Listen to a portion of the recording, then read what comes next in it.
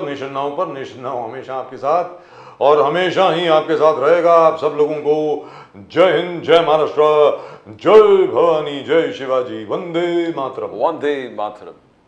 आप सबको जय सिया राम, हर हर महादेव, अस्सलाम वालेकुम, गुड इवनिंग, सत श्री अकाल, शलोम, चाइनीज में नी हाओ और जापानीज में कोनिचिवा। प्रदीप जी।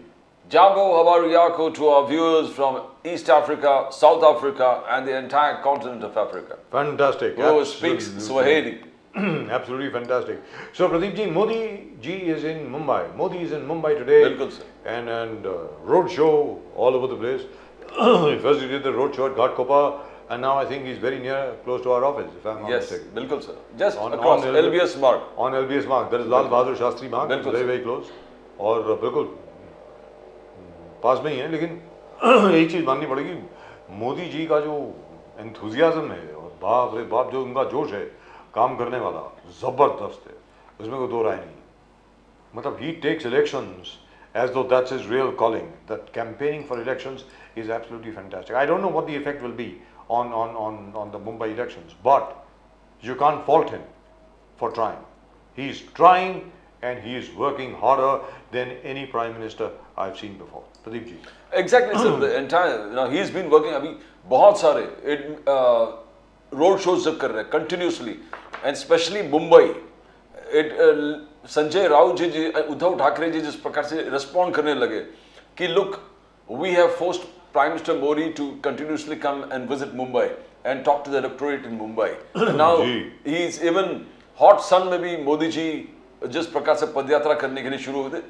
Now, whatever you call it, the opposition might call it names, but Prime Minister Modi is not at all affected by all these talk. He is continuing, and various sections, जहाँ candidates हैं, वहाँ पर जबरदस्त तरीके से, he's been working 24/7. Now, we saw this continuously over the past 10 years, but election time, his aggression, his temperament, everything comes to the fore, to the best, and he gives his best. Now, it's not that Rahul Gandhi and Priyanka are not doing their well. They are also, I think they are also working very hard. We have never seen them working so hard. In fact, I don't think 2019 mein the Congress worked so hard like they're working now. No, they didn't. Priyanka Gandhi is out on the streets. She's taking on Prime Minister Modi. She's taking on Amit Shah. She's taking on the entire BJP. Now, Rahul Gandhi ji करते थे, Mallikarjun ji करते थे. But Priyanka Gandhi, just Prakash, she raised the tempo of her campaigning. That needs to be appreciated. So this is a election, but आप जो भी कहो, election has been very well and decorum अब तक सब लोग ने अच्छे maintain किए. और सबसे बड़ी बात ये Pradeep ji, this comes in the wake of the two yatras that Rahul Gandhi undertook. Yes. One was the Kanyakumari to Srinagar. Yes. And Kargil and Ladakh Yatra, and the other one was from Manipur right up to Gujarat, actually up to Mumbai, Nyaya Yatra. In the Nyaya Yatra, of course, he travelled mostly by bus, but in the other one, he actually worked. I mean, which is absolutely amazing. He actually walked.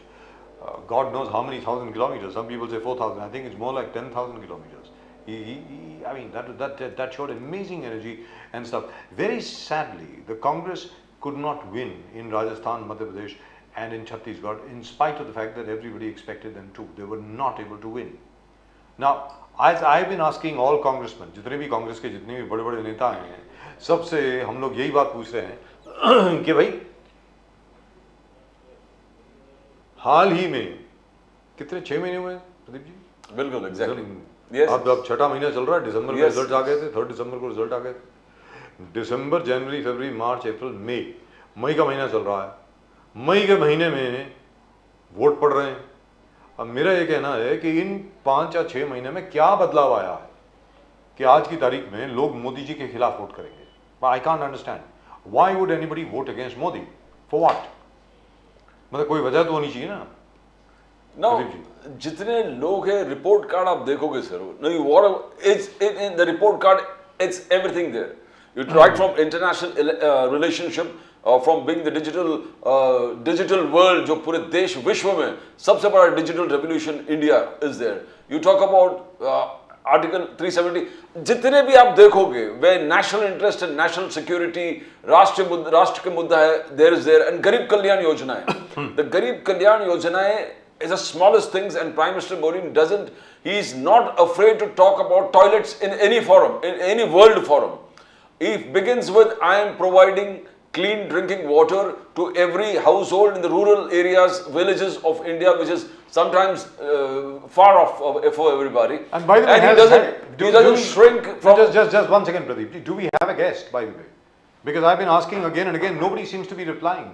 Is the guest there with us or not there with us? Can somebody please talk to us? All right, the guest is not there with us. Okay. Well, I was told that the guest is there with us as soon as we came into the studio. Apparently, it seems that the guest is not there with us. Has Mr. Nizamuddin Rain also joined the BJP? I mean, I don't know. Has he? By the way, I wouldn't be surprised at anything these days. आज की तारीख में कोई भी चीज surprising नहीं होगी अगर after all, if Mr. Wagmare can go join the BJP Mr. Eknath Shinde, just one day before, he was here on the show and he was praising Mr. Rahul Gandhi and running down Mr. Modi and Mr. Shinde and everybody else. And the very next day, he goes across and joins Mr. Eknath Shinde. So, what's going on? I mean, I wouldn't be surprised at all at anything. Pradeep ji, aap kuch bol rahe the, please.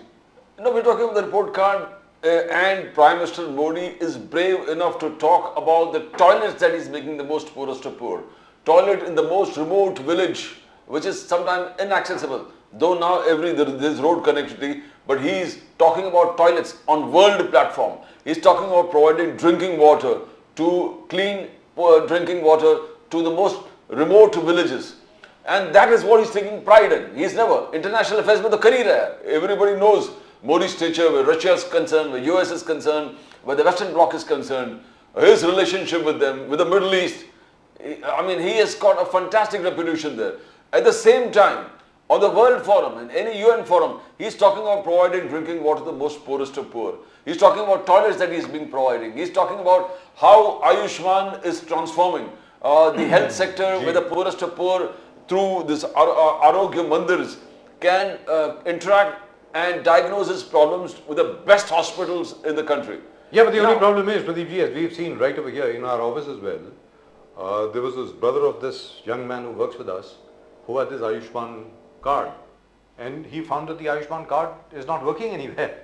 So, I mean, perhaps that all those schemes need a bit of fine tuning, because they say कि भाई Ayushman Bharat card जो है उसका benefit अगर आपको लेना है तो आपको उसमें सर्जरी करानी पड़ेगी, बिना सर्जरी के वो चलता नहीं है.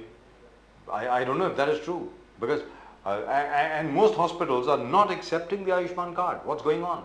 I mean, that is where he has to really work on. Though he's got the policies on place, is it trickling down to the last man who needs that particular help? Now you're talking about more than 2 lakh Ayushman Mandirs. तो क्या ये 2 lakh Ayushman थी का अपना connectivity तो कर दिया, गरीब से गरीब आदमी can connect with the best hospitals in the world, in India. But at the same time, as you said, is that Ayushman card working? और दूसरी बात क्या है प्रदीप जी, जैसे दिल्ली में मोहल्ला क्लिनिक है, वैसे यहाँ पे बाला साहब ठाकरे क्लिनिक बनाए गए थे. अब वो कितने बने मुझे तो मालूम नहीं है. पहले बड़े जोर शोर से लगाए गए, कोई 4 या 5 के बारे में हम लोगों को इंफॉर्मेशन मिली, बसों के ऊपर उनके पोस्टर भी थे, लेकिन उसके बाद क्या हुआ? There is no noise about them, there is nothing about them. What is going on? But let me tell you this, BMC hospitals है, ये है. My son was bit by a dog. They gave the best injections and everything was given at 2 rupees. We were shocked. Kariban 20 injections here to take 20 injections. Rabies is. No, I'm trying to say that if you're going there, but आपको ये complaint करना पड़ेगा AC नहीं है. But for a poor man, उससे क्या मतलब है कि सर AC वगैरह की बात है ही नहीं. Yes, yes. और AC होना भी नहीं चाहिए. Very frankly बिल्कुल. If that central AC is the worst possible thing that you can have in a hospital, that spreads disease like nothing else. मेरा ये कहना है. But the medicines are there, the treatment is there, the doctors are there. BMC में पहले से ही ऐसे था, कोई नई चीज नहीं है. Let's be very clear. Whatever facilities are available today in the BMC have not really been enhanced. They were already there. What I'm trying to say is, when they said that they would have these Balasaheb Thackeray health centers or whatever else they were called, where are they? मतलब जो आपने वादा किया वो निभाना तो पड़ेगा ना sir. I think they are there. Now we cannot fault the government there. They are hospital जो बाला साहब दवाखाना है, and I think people who go there are getting the best of treatments. There's nothing, medicines are available. I think we've got Mr. Nizamuddin Yes, Brain yes. with us. It's 7:18, so we'll have to get the next guest after 10 minutes. I hope you. After 18 minutes. No, whatever. Because Nizam Mr. साहब नमस्कार। निजाम जी तो बोलेंगे और दबा के बोलेंगे। निजाम साहब नमस्कार। आज प्रधानमंत्री जी मुंबई में हैं। जी सर। आपने क्या कर दिया सर? मोदी साहब इतनी बार आ रहे हैं मुंबई बहुत में। प्यार हो गया है, पूरे महाराष्ट्र में 6-7 बार प्रधानमंत्री आ गए। जी, तो आप लोगों ने क्या कर दिया सर कि बार बार आप लोगों से इतनी मोहब्बत हो गई है कि मोदी जी यहाँ पे बार बार आ रहे हैं? ये क्या बात उनको है? सर पता चल गया है कि महाराष्ट्र में वो पूरी तरह चुनाव हार रहे हैं, इसलिए वो रोज आ रहे हैं। अभी फिर आ रहे हैं, 17 को वापस भी आएंगे। जी, तो अब वो लगातार इसलिए आ रहे हैं क्योंकि जी। उनकी जो आखिरी आस थी वो महाराष्ट्र थी, और महाराष्ट्र में उनकी पूरी आस खत्म हो रही है, और यहाँ वो तकरीबन 40 सीटें हार रहे हैं। 40 सीटों पर महाराष्ट्र में चुनाव जीत रहे हैं। 40 सीटें, मतलब बीजेपी को Yes, सिर्फ sir. 8 सीटें आएंगी।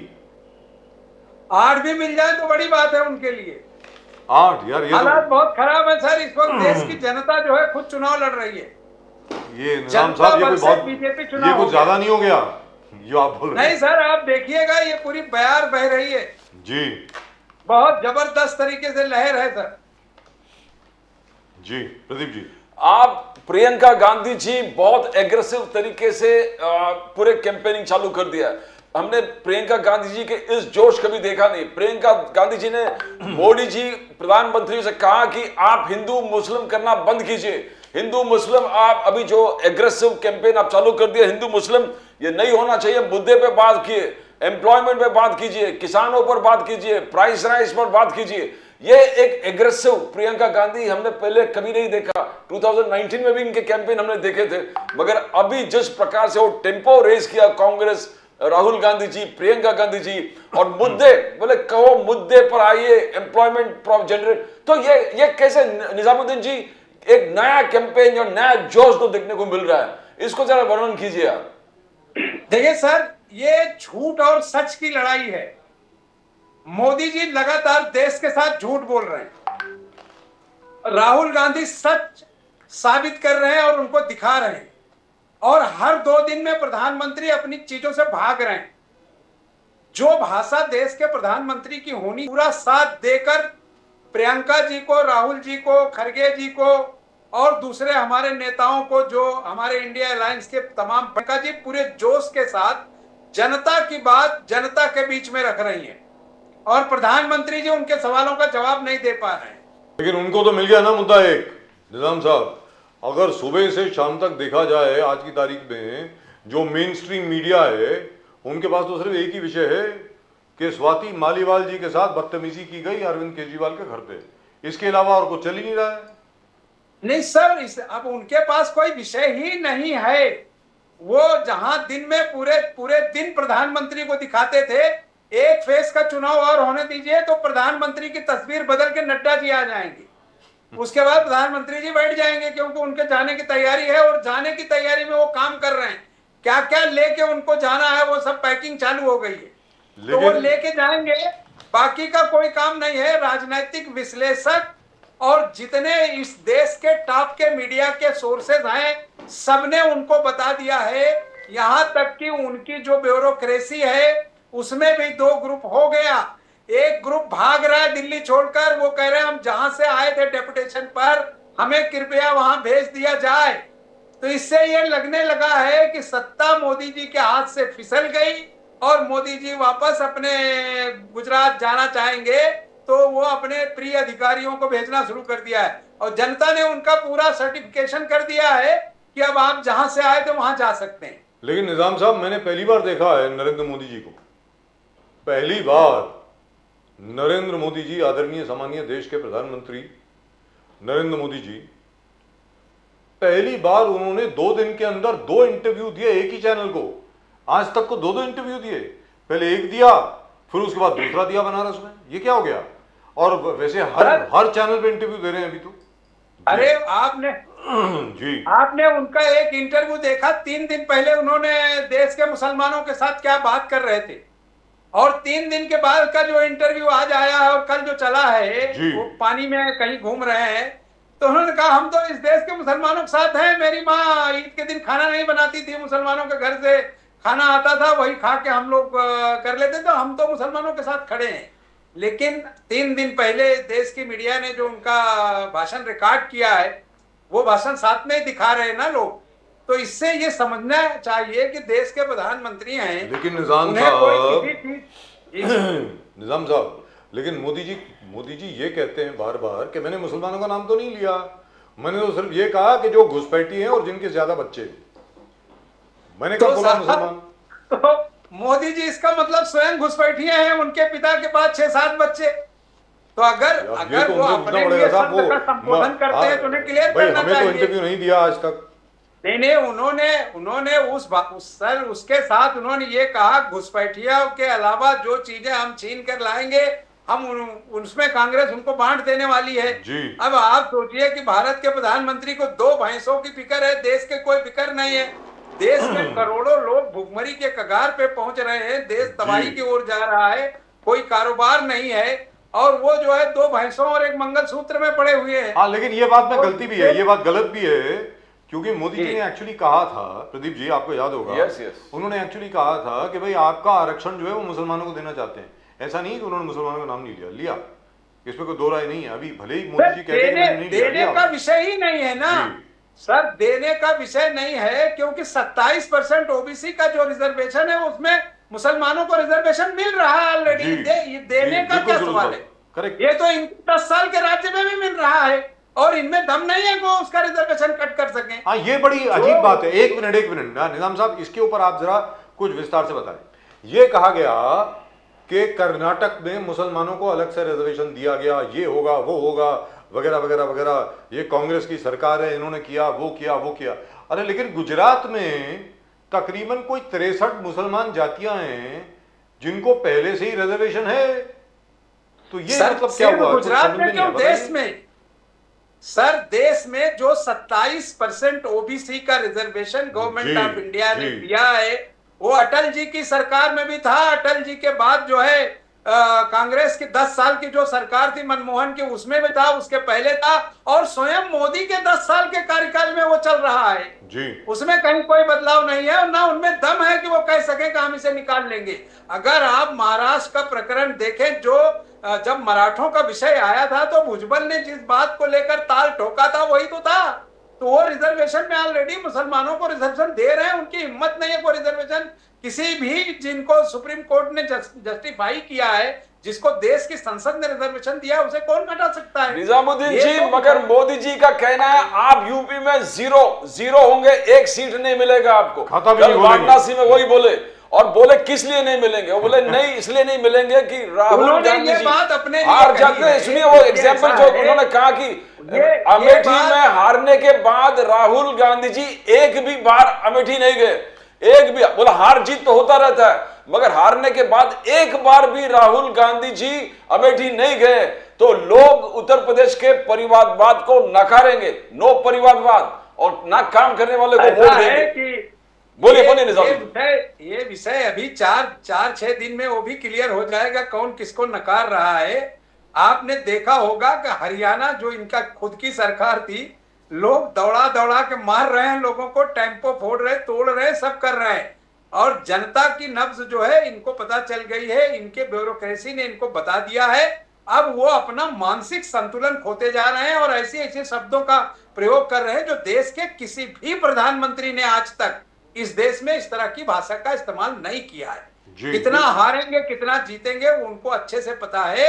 शायद इस बार आप देखेंगे कि जो उत्तर प्रदेश में हमारे एलआई समाजवादी कांग्रेस और दूसरों का जो हाल होना है, उसको देखकर इनको लगेगा कि इन्होंने कहां सियासत में धोखा खा गए, क्योंकि हम बहुत बड़े पैमाने पे उत्तर प्रदेश में अपनी सीटें ला रहे हैं, और न सिर्फ उत्तर प्रदेश, महाराष्ट्र, यहां तक कि इस बार हमारा गुजरात में भी खाता खुलेगा, कर्नाटका हम इनको साफ करेंगे, तेलंगाना साफ करेंगे इनको, और उसके बाद साउथ का तो रिजल्ट आप देख ही रहे हैं। मोदी जी 130 शरद पवार जी का एग्जाम्पल दे रहे, बोले शरद पवार जी कहा कि छोटे छोटे पार्टी को मिलके कांग्रेस में मर्ज होना चाहिए। मोदी जी का कहना है कि यह संकेत है कि कांग्रेस को डर है कि ऑपोजिशन का पद भी ऑफिशियली जो होता है उनको नहीं मिलेगा। तो शरद पवार जी ने कहा कि छोटे छोटे दल जब सब मिलके हम लोग कांग्रेस में मर्ज होता है तो एटलीस्ट ऑपोजिशन करके मान्यता मिलेगा। तो मोदी जी का कहना है कि आपको डर है कि आपको ऑपोजिशन का भी मान्यता नहीं मिलेगा। जी नहीं, निजामुद्दीन जी नहीं, शरद पवार जी ने इस तरह का स्टेटमेंट नहीं दिया। शरद पवार जी ने जो स्टेटमेंट दिया वो स्टेटमेंट ये है कि छोटे छोटे दल आगे जाकर बड़े दलों में विलय कर सकते हैं, और उसके उन्होंने उदाहरण दिया वाईएसआर रेड्डी का। आपने देखा होगा कि आंध्रा में जो उनकी पार्टी थी उन्होंने उसका विलय किया। तो ये छोटे छोटे दल राजनीति में मिलते जुलते रहते हैं। लेकिन उसके तुरंत बाद आपने जब लोगों ने कंफ्यूजन पैदा किया तो शरद पवार साहब ने बहुत क्लियर कट कहा कि जो लोग राजनीति में हैं वो अपनी तरह से जीते हैं। तो ये बात मोदी जी को इसकी चिंता होनी चाहिए कि उनके यहाँ जो दल है वो टूट के भाग रहे हैं। सर यहाँ पे एक सेकंड तो होगी कि जिन जिन चीजों पर वो देश के सामने हिंदुत्व का खाका रखते थे वहां उनके कैंडिडेट चुनाव नहीं लड़ रहे हैं। जीतने और हारने की बात छोड़ दीजिए, कश्मीर जैसी जगह पर 3 सीटों से बीजेपी भाग गई, चुनाव लड़ने से भाग गई जी, कैंडिडेट नहीं खड़ा किया। नामबिहार साहब कहाँ हैं आप? मोदी जी को बताइए। हम तो आपके साथ हैं, हम तो आपके साथ हैं, हम तो आपके तारीफ करते रहते हैं। हम तो आपके साथ हैं सर। आज तो तारीफ आपका बड़ा धन्यवाद, लेकिन आप मोदी जी से कहिए कि जिस कश्मीर के मुद्दे पर आप देश में मुसलमानों को घेरते रहे हैं और उनको बेवकूफ बनाते रहे, हमारे हिंदू भाइयों को भड़काते रहे हैं, उस कश्मीर से मोदी जी भाग निकले। एक भी कैंडिडेट नहीं भाग निकले, तीनों लोकसभा के अपने सांसद नहीं दिया, एक भी कैंडिडेट नहीं है। उन्होंने चुनाव के लिए टिकट नहीं दिया और लड़ाई नहीं कर रहे हैं वो। अच्छा, ये रिजर्वेशन के इशू के ऊपर छोटी सी बात है सर, छोटी सी बात है जी सर। ये मेरे पास गुजरात की लिस्ट है, गुजरात की लिस्ट है, और ये लागू है 1993 से, 1993 से है सर ये। यानी जो 2002 से लेकर के 2013 तक मोदी जी का भी जो कार्यकाल था उसमें भी लागू थी। ये मुस्लिम ओबीसी है सर, जिसमें प्रदीप जी सुनने वाली बात है, जिसमें सबसे पहला नाम आता है सुमरा ओबीसी, अरब, छिप्पा, बारभुंजा, लोहार, पांचाल, बागबान, राइन, पाखाल, वाघेर, जिसमें हिंदू भी है मुसलमान भी है, वंजारा, कंगजीवाला, Vanjara of Dangs district only, हजाम मुसलमानों में, खलीफा मुसलमानों में, बाबर मुसलमानों में, थेबा, सिपाही पटनी जमात, सिपाही पटनी जमात और तुर्क जमात, और सिद्धि where they are not scheduled tribes. Scheduled tribes among the Siddhis get reservation in Gujarat, by the way. Sandhi Muslim again they get reservation in Gujarat. ऐसे सर 67 जात हैं ऐसी जिनको रिजर्वेशन दी गई है गुजरात में। तो मेरा ये कहना है, नहीं सर पूरा सवाल सुन रहे हैं, तो इनको क्या जरूरत पड़ी थी कर्नाटक के बारे में बोलने के लिए कि कांग्रेस ने उधर रिजर्वेशन दी थी? अरे भाई आप भी तो दे रहे हैं, आप इसलिए दे रहे हैं कि ये सेंट्रल गवर्नमेंट की लिस्ट है, देनी पड़ेगी भले आप चाहें या ना चाहें। निजाम साहब बताएं। सर बिल्कुल क्लियर कट बात है कि जब मंडल कमीशन बना इस देश में, मंडल कमीशन के बाद हर राज्यों में उन्होंने अपने प्रतिनिधि को भेजा, वहां की सरकारों से चर्चा करके वहां कौन कौन सी बिरादरियां हैं उनको उन्होंने इंक्लूड किया, और जिनमें, क्योंकि आपको जानकर खुशी होगी कि मुसलमानों में इस तरह कोई मसला ही नहीं था, वो तो कारोबार के लिहाज से कौन गरीब है उस हिसाब से उनको दिया, और उस रिजर्वेशन को सुप्रीम कोर्ट ऑफ इंडिया ने जस्टिफाई किया, और वो बाकायदे केंद्र की सभी नीतियों में लागू है। सिर्फ राज्य सरकार में जब कहीं आते हैं तो वो सिर्फ ये देखते हैं कि पिछले 15 वर्षों में वो आदमी स्टेट में रहा है क्या, अगर वो 15 सालों में उस राज्य में रह रहा है तो केंद्र के अलावा राज्य के भी जो बेनिफिट्स हैं वो भी मिलेंगे उसको।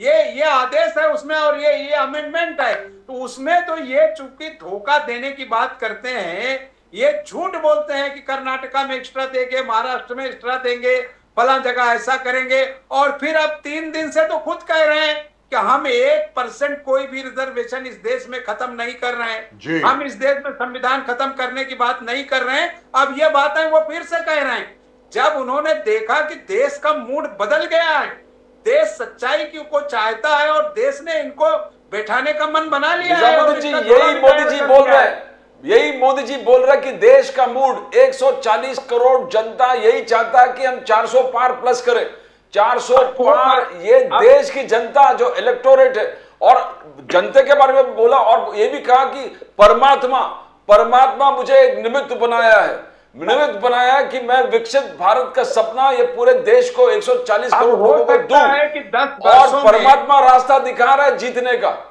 अब परमात्मा भी है, इलेक्टोरेट भी है, लोग भी है, 140 करोड़ है। बांग्लादेश की सीटें और पाकिस्तान की सीटें वो भी मिला लीजिए तो भी 403 उनको नहीं मिल रही है। क्यों झूठी बातें करते हैं? सर अफगानिस्तान भूल गए आप। बच्चे हंस रहे हैं सर, अफगानिस्तान भूल गए। हंसते हैं जब आते हैं मोदी जी भाषण करने। वही आप जो पाकिस्तान, आज सीए के लिस्ट निकले हैं, सर्टिफाइड, उनको कॉपीज दिए हैं, लोग जो सीए के माध्यम से यहां आए हैं उनका लिस्ट निकला है। ये पहले लिस्ट सीएए का निकाल के सरकार ने एक्सेप्ट कर दिया है बहुत सारे लोगों को। पहले लिस्ट जो आज ही डिक्लेयर किए कि ये शरणार्थी हैं, यहां पर आए हैं, इनको हम प्रोटेक्शन दे रहे हैं, ये इंडियन सिटीजन है। ये सीए का पहला लिस्ट आज निकला है। तो निजामुद्दीन जी, तो क्या ये एक बात चल रहा था कि इंडिया अलायंस आएगा तो सीए को रिव्यू करेंगे, रोल बैक करेंगे, तो इसमें कोई सच्चाई है क्या? देखिए, ऐसा है कि जब जनता से हम वादा करके अपने मैनिफेस्टो में जितनी चीजें हमने कही हैं, हमारी सरकार, हमारे साथियों की सरकार जो हमारा इंडिया अलायंस है, उसकी सरकार बनने के बाद 100% पहले हम अपने मैनिफेस्टो को लागू करेंगे। उसके बाद जो देश के बड़े एक्सपर्ट हैं, जो देश को चलाने में मदद करते हैं, उनसे चर्चा करके देश को क्या आवश्यकता है वो चीजें लागू की जाएंगी। और जहां तक मोदी जी का सवाल है, मोदी जी का झोला तैयार हो चुका है, आप उनकी बात से समझ लीजिए। अब उनके पास कोई चारा नहीं बचा है, तो वो नहीं कह रहे हैं, ये बात अमित शाह कह रहे हैं, लेकिन कि हम तो लागू करेंगे। अरे जब आप सरकार में होंगे ही नहीं तो क्या लागू करेंगे? लेकिन ममता बनर्जी आपको ललकार रही है वहां से कि हमारी तरफ दिखना मत। एक बार हमने सीबीआई को दौड़ा के मारा है, अगली बार बीजेपी वालों का नंबर है, तो वो जाने को तैयार नहीं है। लेकिन अखिलेश यादव जी बोलते हैं कि जाने कौन देगा? वो कहते हैं ना, हम तो झोला उठा के चले जाएंगे। तो अखिलेश यादव जी ने कहा जाने कौन देगा? समाजवादी तो जाने नहीं देंगे, ऐसा कहा। नहीं, पिछले दिनों उन्होंने स्पेस में 2 जगहें बुक कर रखी हैं। स्पेस में, तो वो आउटर स्पेस में 2 जगहें बुक कर रखी हैं उन्होंने जाने के लिए। स्पेस में, देश में तो कोई उनको शरण नहीं देगा। तो इसके लिए व्यवस्था अभी से वो कर रहे हैं। देश की जनता इसलिए जागरूक हो गई। सर, आज आपने देखा होगा कि 2 दिन पहले फिर एक एग्जामिनेशन का पर्चा जो है लीक हो गया जी, हुआ, जिसमें 10 करोड़ से ज्यादा बच्चों के भविष्य का सवाल है, और ये जानबूझ के कराया जा रहा है सरकार के इशारे पर। कल दौड़ा के वो पुलिस लोगों को अरेस्ट किया है, उनको ला रहे हैं। सब सरकार के लोग हैं जो ये कर रहे हैं, इसलिए कि अगर पर्चा लीक हो जाता है तो वो नौकरियां देनी नहीं पड़ेंगी और इसको जवाब नहीं देना पड़ेगा। इन्हें शर्म आनी चाहिए कि देश के मोदी जी ने छोटी सी बात, निजाम साहब, आज एक बड़ा शॉकिंग वीडियो मेरे लिए एक्चुअली कल शाम को आया, यूट्यूब के ऊपर है, जेन्युइन वीडियो है, एक्चुअली असली वीडियो है, मध्य प्रदेश। वहां पर एक पोलिंग स्टेशन पर, क्योंकि तकरीबन 95% मुस्लिम्स थे, 95% मुस्लिम थे, पुलिस ने वोटिंग रुकवा दी। अब ऐसी कोई खबर आ रही है कहीं और से? क्योंकि ये तो बड़ा अरे और क्या, शामली से सर, उत्तर प्रदेश के शामली में लोगों ने, इन्होंने दौड़ा के मारा मुसलमानों को। और सिर्फ इतना ही नहीं, कल तो जो वो इन्होंने अग्निवीर बनाया है, कल जो वीडियो आया अग्निवीर का, वो लड़का खड़े रह के कह रहा है कि मोदी को वोट करो। तो ये अग्निवीर इसीलिए बनाया कि आप जाओ और इस तरह की धांधली कराओ। ये पूरा देश देख रहा है इनकी दादागिरी, इनके लोग, और किसी को कार्ड नहीं है, किसी की जो वोटर लिस्ट सेकंड लिस्ट, ये चीज मैंने पहले कभी देखी नहीं है। ये बहुत पहले हुआ करता था सर, जब सीसीटीवी नहीं हुआ करते थे, कैमरे नहीं थे, और ये सब सामने दिख रहा है। जिस तरह से आपने देखा होगा कि जब पंजाब का जो चुनाव था चंडीगढ़ वाला, जिस तरह से उसने बदमाशी करके वहां के मेयर को हराया था, वो सारी चीजें ये और उसके खिलाफ अभी तक कोई एक्शन नहीं हुआ है भाई। मारपीट कर रहे हैं। ये अपने दर्शकों को मैं बता दूं, वो जो मसीह साहब हैं, जो रिटर्निंग ऑफिसर थे, उनके खिलाफ अभी तक कोई एक्शन नहीं लिया गया है। अभी भी FIR दर्ज हुआ। अभी भी वो माइनॉरिटी सेल के हेड हैं वहां के, बीजेपी के, अभी भी। जी निजामुद्दीन जी, नहीं, मोदी जी सर, का कहना मैं अधिकारियों मुसलमान के- के खिलाफ नहीं हूं, मुसलमान के खिलाफ नहीं हूं, ना मैं इस्लाम के खिलाफ हूं। बोले कि हमारे मुस्लिम बहना जो है उनसे पूछिए, ट्रिपल तलाक का अबॉलिशन करके मैंने उनको न्याय दिया, मैंने आयुष्मान कार्ड के माध्यम से उनको न्याय मिला। कहा मैंने आवास योजना में घर देके मुसलमान बहनों से बोले, मेरे सिंसियरिटी का अगर आपको पूछना है तो हमारे मुसलमान बहनों से पूछिए, ये मोदी जी कह रहे हैं। तो ये कॉन्फिडेंस कहां से आया निजामुद्दीन जी? कॉन्फिडेंस का सवाल नहीं है सर, आप उनके दोनों स्टेटमेंट जो आगे और पीछे हुए हैं वो आप खुद देख लीजिए कि भारत का प्रधानमंत्री जाकर चुनाव सभाओं में मुसलमानों के अगेंस्ट भाषण करता है और बिल्किस बानो के आरोपियों को माला पहनवा कर उनको सम्मानित करता है। इससे ज्यादा घटिया बात क्या होगी? सबूत देने की क्या जरूरत है? ये सबूत नहीं है सर, ये कह देने से देश की जनता नहीं बदलती। देश की जनता को उनकी सत्यता का पता चल गया है और उनकी जो बेईमानी का तरीका है कि दादागिरी करो, अपने लोगों से कहो। जो उनके सांसद बयान दे रहे हैं वो कौन लोग हैं? आप उनके सांसद महाराष्ट्र में बयान दे रही, हरियाणा में बयान दे रही, कर्नाटक में बयान दे रहे हैं और वो सीधा बोलते हैं हमको चार्ज दीजिए, संविधान बदलेंगे, मुसलमानों को मुल्क से बाहर करेंगे, हमको 15 मिनट के लिए पुलिस हटा दीजिए, हम मुसलमानों से निपट। ये क्या है? किससे मोहब्बत कर रहे हैं वो? कितने लोगों पर उन्होंने एक्शन लिया, कितने पर कार्रवाई कराई उन्होंने? झूठी बातें देश के जनता के सामने रख के कोई मोदी जी का भला नहीं होने वाला है। उनकी नफरत ने आज इस हालत में पहुंचा दिया है कि लोग मुस्लिम सोसाइटी और गुजराती हिंदू सोसाइटियों में एक दूसरे को घर देने को तैयार नहीं है सर। निजामुद्दीन जी, आज अमृतपाल सिंह जो खालिस्तान का सेपरेटिस्ट लीडर था, उनका नॉमिनेशन एक्सेप्ट हो गया लोकसभा का, लोकसभा नॉमिनेशन। तो क्या आप इसको कैसे देखते हैं? ये लोकतंत्र का महिमा है या ये गवर्नमेंट सरकार जो अभी सत्ते में है वो दुरुपयोग करके? तो ये खालिस्तान का जिसको अरेस्ट किया वो नॉमिनेशन भरा अमृतपाल सिंह पंजाब से और वो एक्सेप्ट हो गया। तो आप इसको मेरा कैसे? ख्याल है शायद उसके ऊपर आरोप साबित नहीं हुआ होगा, लेकिन ये पूरा का पूरा इलेक्शन कमीशन मोदी जी के जेब में है। मोदी जी जो डायरेक्शन करते हैं वही इलेक्शन कमीशन कहता है, उसके अलावा वो किसी की कंप्लेन भी नहीं लेता। इतनी बड़ी घटनाएं इलेक्शन कमीशन के दौर में हुई और सैकड़ों से ज्यादा कंप्लेन दर्ज है। इलेक्शन कमीशन कुछ नहीं करता, निकम्मा है, नाकारा है। इस देश में वो उसका अधिकारी रहने के लायक नहीं है, लेकिन वो लोकतंत्र की दुहाई देकर लोगों को परेशान कर रहा है, क्योंकि डायरेक्शन मोदी और पीएमओ से आता है। जितना ये कहते हैं उतना वो सुनता है, इसके अलावा कोई बात नहीं सुनता। अभी पूरा मोदी देश जी मीडिया चिल्ला रही है।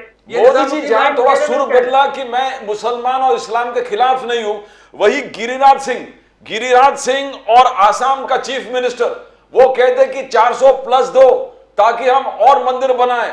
300 आपने 303 दे दिया तो हमने राम मंदिर बना दिए, अब 400 प्लस दो तो बाकी का काशी और मथुरा भी हम बना देंगे। तो ये कॉन्फ्लिक्टिंग है निजामुद्दीन जी। यहां प्रधानमंत्री कभी बोलता है, कभी अब लास्ट बोले कि मैं इस्लाम के खिलाफ नहीं, मुसलमान के खिलाफ नहीं हूं।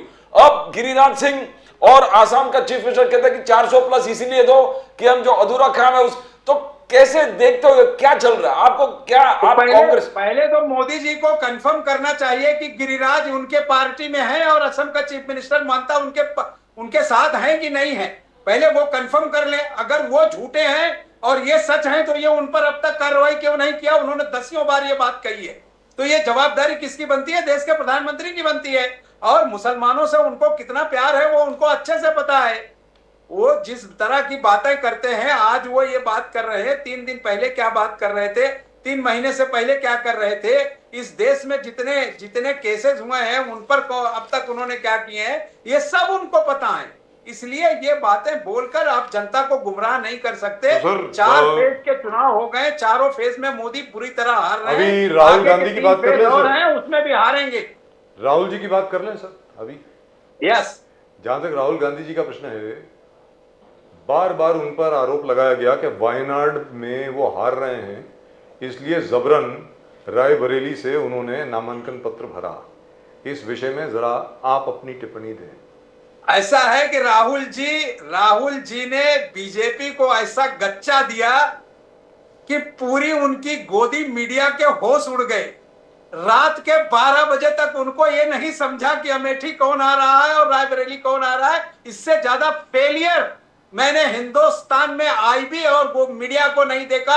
ये सबसे बड़ा फेलियर इस देश का था कि उनको 12 बजे रात तक ये नहीं समझा कि क्या उनका पूरा प्लान था कि राहुल गांधी आएंगे और 2 टके की जो सांसद हैं उनसे भिड़ेंगे और हम भी उसमें मजे लेंगे। उनको हमने उनकी जमीनी हैसियत तक पहुंचा दिया और किशोरी लाल जी वहां के बहुत ही नामचीन कार्यकर्ता हैं कांग्रेस के, जो घरों घरों तक पहुंचते हैं, लोगों के दिलों में राज करते हैं। वो चुनाव जीतेंगे। स्मृति जी बुरी तरह चुनाव हारेंगी और रायबरेली से भी और वायनाड से 4-4, 5-5 लाख वोटों से राहुल गांधी जीतेंगे, उसमें कोई शंका नहीं है। ये लोगों को जितना भ्रमित करना चाहे कर ले, कहीं से इनको कोई चीजें मिलने हाथ बदलेगा हालात, हाथ बदलेगा हालात। राहुल गांधी जी का नारा, कांग्रेस का नारा, हाथ बदलेगा हालात। राहुल गांधी जी ने आगे जाके कहा संविधान को बचाना है, संविधान खतरे में, संविधान को बचाना है। और उन्हें आगे कहा कि बेरोजगारी का जवाब आप वोट से दो, बेरोजगारी का जवाब वोट से दो। मगर संविधान खतरे में मोदी जी कह रहे हैं कि संविधान मेरे लिए धर्म ग्रंथ है, मेरे लिए धर्म ग्रंथ है और किसी को इसको तोड़ने या छीनने नहीं दूंगा। ये कैसे स्टेटमेंट है? आप निजाम जी कैसे इसको इंटरप्रेट करते हैं? वो अगर मोदी जी को ये लगता है कि वो संविधान बदलने की बात नहीं कर रहे हैं, तो जिन सांसदों ने संविधान बदलने की बात की उनका टिकट पहले कट करके उनको 6 साल के लिए पार्टी से निष्कासित करके देश को बताएं कि देखिए इन्होंने कहा था, हमने इनको पार्टी से निकाल बाहर किया, हमने जो है इन्होंने संविधान की बात की, हमने इनको जेल भेजने, आपराधिक मुकदमा दर्ज करने का काम किया। आप बढ़ावा देकर बाहर से बचाने का काम नहीं कर सकते। इससे घटिया बात क्या होगी कि आपने वो ब्रिजभूषण वाले मामले को आपने देखा कि बाप ने अपराध किया और बेटे को टिकट दिया, ये कहकर कि बाप के बात को हम जो है जस्टिफाई कर रहे हैं कि तेरे बाप ने अच्छा किया इसलिए तुझे हम जो है एक अवार्ड दे रहे हैं टिकट देके। सर आज अमित शाह जी ने कुछ कहा है, बात कहीं हुई है क्या? देश के रेपिस्ट को बचाने के लिए उसके बेटे को टिकट देके उसको पावर दे रहे हैं आप? कौन सी कार्रवाई कर रहे हैं आप देश में? निजाम साहब, अगर देश में आप कोई बात कहते हैं तो आप उस पर टिके रहिए। राहुल गांधी का पूरा कैरियर उन्होंने जब जो कहा है उससे वो कभी पलट कर नहीं गए आज तक। आप निजाम साहब, अमित शाह जी ने आज एक प्रेस कॉन्फ्रेंस के दौरान आज एक बात कही। उन्होंने कहा कि बहुत सारे लोग ये विश्वास करते हैं कि अरविंद केजरीवाल को स्पेशल ट्रीटमेंट मिली गई, स्पेशल ट्रीटमेंट दी गई है, मिली गई नहीं, स्पेशल ट्रीटमेंट मिली है। The Supreme Court has given special treatment to Arvind Kejriwal, जो उनको बेल दिया गया है कैंपेन करने के लिए, ऐसा अमित शाह जी का कहना है। ये क्या दर्शाता है? अमित शाह जी देश के गृह मंत्री हैं और उनको पता करना चाहिए, चौकसी कराएं। किसी का जाति अधिकार है, अगर वो कोर्ट में इसीलिए जाता है कि कोर्ट डिसाइड करे कि वो जस्टिफाई करे कि इनको देना है नहीं देना, ये काम कोर्ट का है ना। जितनी बार हम लोगों ने इस देश में आवाज उठाया कि मोदी जी ईडी का गलत प्रयोग कर रहे हैं, मोदी और अमित शाह के स्टेटमेंट को देखिए, वो यही कहते हैं ना, मैं क्या कर सकता हूं, कोर्ट लोगों को अंदर रख रही है, यही स्टेटमेंट है ना उनका। तो आज उस मामले में वो पलट क्यों रहे? थूक कर चाटने से राज नहीं बनता। सच बात उन्होंने इसका मतलब क्या हुआ? उसी पर टिके ने। वो तो ठीक है, लेकिन इसका मतलब क्या हुआ? ऐसी स्टेटमेंट का क्या मतलब हुआ? क्यों सुप्रीम कोर्ट ने बेल दी है ना? मतलब कि वो लोगों को धोखा दे रहे हैं और वो हार रहे हैं चुनाव, इसलिए अब ये बहाने गढ़ रहे हैं। देखिए साहब, जब आदमी हारने लगता है चुनाव तो उसकी बोली भाषा, उसका जो फेस की कंडीशन है, उसके लोगों के साथ रहने की स्टाइल, वो सब बदल जाती है। आप देखिए कि इन्होंने हर घटियागिरी को किया। खरगे साहब के हेलीकॉप्टर की जांच कराई और जहां से पैसा इनको मिलता है, जहां से ये लूट रहे, लूटमार करा रहे हैं, वो आरोप राहुल गांधी पे मढ़ रहे हैं। कल पूरे देश ने उनसे पूछा है कि भाई अगर उन्होंने पैसा दिया है तो पहला अपराध, और उनके पास पैसा था और वो गलत काम कर रहे तो सरकार सो रही थी क्या? मोदी जी क्यों अब तक ईडी सीबीआई उसके घर नहीं भेजे? तो ये दो तरह की चूड़ियां भेजेंगे। प्राइम मिनिस्टर मोदी ने कहा कि हम पाकिस्तान को चूड़ियां भेजेंगे और क्योंकि मणिशंकर अय्यर जी ने कहा कि पाकिस्तान चूड़ियां नहीं पहनी है, वो एटम बॉम्ब है उनके पास और वो रिटेलिएट करेंगे, तो मोदी साहब ने कहा चूड़ियां भेजेंगे। कांग्रेस पाकिस्तान का समर्थक रहे हैं हमेशा। ऐसा है, इससे पहले के सारे स्टेटमेंट आपको पता होंगे कि मोदी जी देश को धोखा दिए, देश को धोखा दिए बिना बताए जाकर नवाज शरीफ के घर आम की पेटी और शाल देकर उनके मां का पांव पकड़कर आ गए। आप ही के चैनल पे था ये सब की स्टोरी। बिरयानी खाने बगैर बताए गए, देश को उन्होंने भरोसे में नहीं लिया। तो जो आदमी खुद के चाल चरित्र पर भरोसा नहीं करता तो देश की जनता उसकी किस बात पर किस भरोसा करेगी? सर इस वक्त जो टीवी पर चल रहा है, अभी शायद आपको नहीं दिख रहा होगा क्योंकि ओबीएस में आपके शायद कोई प्रॉब्लम थी, हम लोगों की तरफ से ही होगी। अभी मोदी जी का जो रोड शो है घाटकोपर का, वो दिख रहा है अभी तो। लेकिन मोदी जी आकर घाटकोपर में मरे हुए लोगों पर अब तक एक आंसू नहीं बहा पाए। जी अभी तक उस बड़ी घटना पर नहीं, वो घटना के बारे में कुछ नहीं, 5 लाख देकर बच नहीं सकती सर। करेक्ट। इनके लोगों ने उसका जो है गिनीज बुक में नाम डलवाया, उस जो है इलीगल होर्डिंग का। वो जो होर्डिंग लगी थी जो गिरी, जिसमें लोग मरे हैं, उसका बगैर कंफर्मेशन के, उसका डॉक्यूमेंट्स बगैर चेक किए देश में वो जस्टिफाई करके इन्होंने गिनीज बुक में सबसे बड़ी देश की होर्डिंग है लोगों को आकर्षित करने के लिए किया। वो आज धोखे में है, लोगों के सामने उनके पास बात करने के लिए टाइम नहीं है। आप कहते हो कि लोकतंत्र खतरे में है, मगर मोदी जी का कहना है कि नेहरू जी से शुरुआत करते हैं। नेहरू जी ने फ्रीडम ऑफ प्रेस को रेस्ट्रिक्ट कर दिया, इंदिरा गांधी जी ने इमरजेंसी को लेके आए, राजीव गांधी जी ने प्रेस फ्रीडम को फिर कम करने की कोशिश की, और राहुल गांधी जी ने भरे पार्लियामेंट में, लोकसभा में वो बिल फाड़ दिया जो मनमोहन सिंह और पूरे कैबिनेट ने सैंक्शन किया था। बोले लोकतंत्र को सबसे बड़ा धोखा कांग्रेस ने दिया है। तो जवाहरलाल नेहरू से लेकर राहुल गांधी जी का उदाहरण दिया मोदी जी ने। मोदी जी और मोदी की पूरी मंडली और 100 साल तक रहे तो भी वो नेहरू का मुकाबला नहीं कर सकते। आज उनके 10 साल का कार्यकाल है। पहले 5 साल पे भी मैं बहस नहीं करता कि भाई नहीं समझदार रहे होंगे, नहीं देखा, नहीं समझे। 5 साल का जो कार्यकाल है उसमें उन्होंने ऐसा कौन सा काम किया जो नेहरू को आप लाने की जरूरत पड़ रही है उनको? आप गड़े हुए मुर्दे उखाड़कर खुद मत मरिए। आपका भी प्रधानमंत्री अटल बिहारी वाजपेयी 5 साल रहा है, उस पर आप चर्चा कर लीजिए।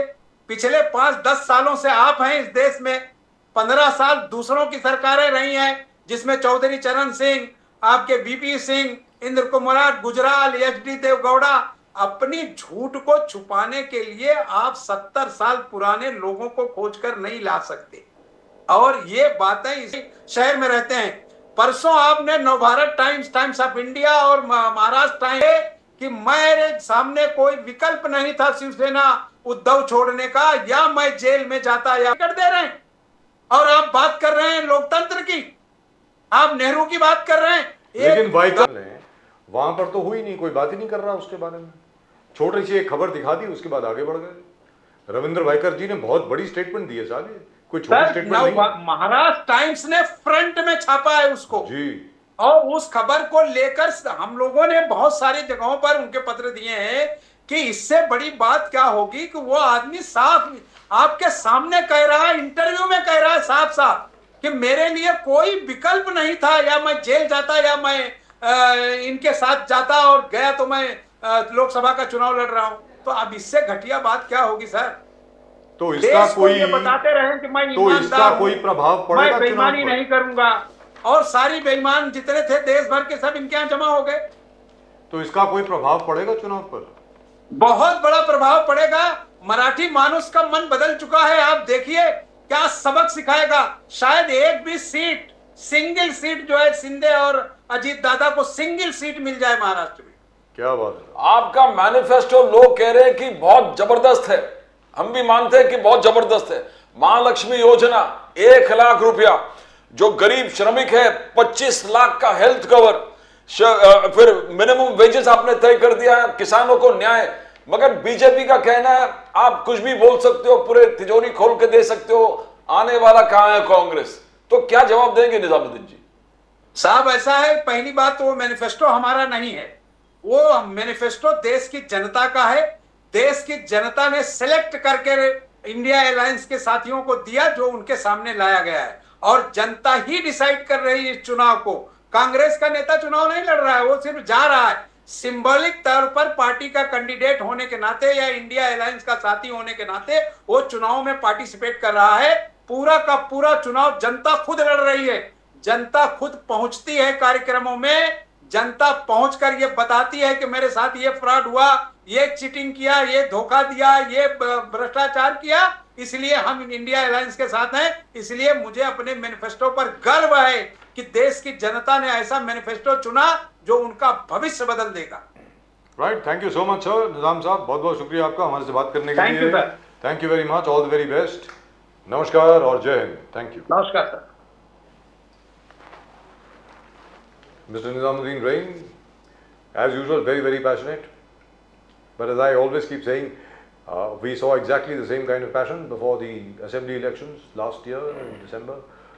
The results were declared in December, and the results were, well, totally in favor of the BJP, apart from one state, which is Telangana. Now, I hope the same thing does not hit these guys on June the 4th. Yes, sir. And at the moment with us, from the Maharashtra Navnirman Sena, Mr. Ketan Naik. Ketan Naik साहब, नमस्कार। Sir नमस्कार, कैसे हैं आप?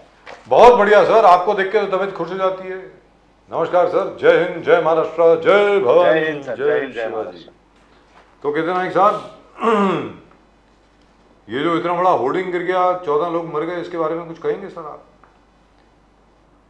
Sir क्या कहना अभी इसके बारे में? अभी जो प्रवक्ता थे यहाँ पे जी, वो कह रहे थे कि मोदी जी वहां पे आए और उन्होंने जो होर्डिंग गिरी दुर्घटना में जो लोग आहत हुए उनके बारे में 2 शब्द श्रद्धांजलि के नहीं बोले, आंसू नहीं गिरा, ऐसा उनका कहना था।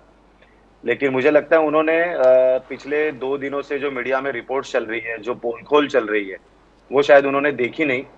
क्योंकि ये जिस व्यक्ति का पेट्रोल पंप है और जो होर्डिंग जिनके नाम पे थी, उस व्यक्ति का जो उद्धव ठाकरे साहब की जो शिवसेना है उसमें प्रवेश हो चुका था। उसके फोटोज सामने आए हैं, उनके सारे संबंध उसमें दिखाई दे रहे हैं। और आपको तो पता है सर, आप मुंबई को आपने नजदीक से देखा है, बीएमसी को भी आपने नजदीक से देखा है। ये जो होर्डिंग दिए जाते हैं, इसकी जो परमिशन दी जाती है, उसमें सर कालाबाजारी तो है ही जी। जो अधिकारी ये सब चीजों को पास करते हैं, वो ये बीएमसी जिनके हाथों में इतने साल से थी, उन्हीं के आवाज पे तो ये काम होता है। तो ये सिर्फ घाटकोपर की या विक्रोली की बात नहीं है, ये हर जगह पे ये होर्डिंग बहुत ही घटिया हालत में लगाए गए हैं। 40 फुट की hoarding is the maximum size they can permit, लेकिन इतने बड़े बड़े होर्डिंग्स हम मुंबई में ये तो 140 बाय 40 था, कुछ ऐसा कुछ था। बहुत बड़ी, बहुत ह्यूज होर्डिंग थी सर। आप सोच सकते हैं कि क्या हुआ होगा जब वो नीचे गिरी, तो उसके नीचे जो लोग गए उनके परिवारों पे आज क्या बीती होगी। और ये केतन सब नाइक तो साहब, बहुत ही दूसरी बात ये दयनीय भी है कि आज एक खबर आई है कि पूरे मुंबई शहर में सिर्फ 1000 के करीब लीगल होर्डिंग्स हैं, बाकी सब इलीगल हैं। सर ये बिल्कुल, कहा ये क्या हो गया पिछले कुछ समय में सर, जब प्रशासन पे से राजनेताओं का कंट्रोल चला जाता है, जी, जब सिर्फ पैसे को सामने रख के काम किए जाते हैं, तब ऐसी चीजें होती है। बहुत सारी हाउसिंग सोसाइटी भी जो मेन रोड्स को लग के है, उन्होंने भी अपने जो उनकी जो पैरापिट वॉल होती है उसके ऊपर भी होर्डिंग्स को प्लांट करने का काम शुरू किया गया, जिसके माध्यम से आपको वो होर्डिंग विजिबल हाईवे की तरफ दिखनी आपको जरूरी होती है तो आप दिखाते उसको। लेकिन ये पूरी तरह उससे सोसाइटी को भले 2 पैसे मिलते होंगे, लेकिन जब ऐसी घटना घटती है तो जो परिवार, जो कुटुंब उसमें जो उसमें मरते हैं, उनके ऊपर क्या बीतती है और उनको उस पैसे का कोई भी लेना देना हो सकता है क्या सर? ये इसके बारे में प्रशासन को सोचना बहुत जरूरी था और प्रशासन के ऊपर सही राजनेताओं का कंट्रोल जरूरी था।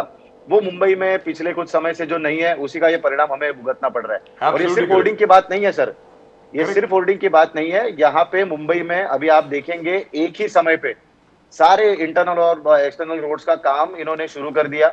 अब हर रोड पे उसके वजह से ट्रैफिक तो हो ही रही है, लेकिन सर उसके वजह से जो बैरिकेटिंग की गई है, वो बैरिकेटिंग भी कल परसों के तूफान में उड़ रही थी और वो भी जो लोगों को जाके लगी है, जिसका डेटा भी हमारे सामने नहीं आया।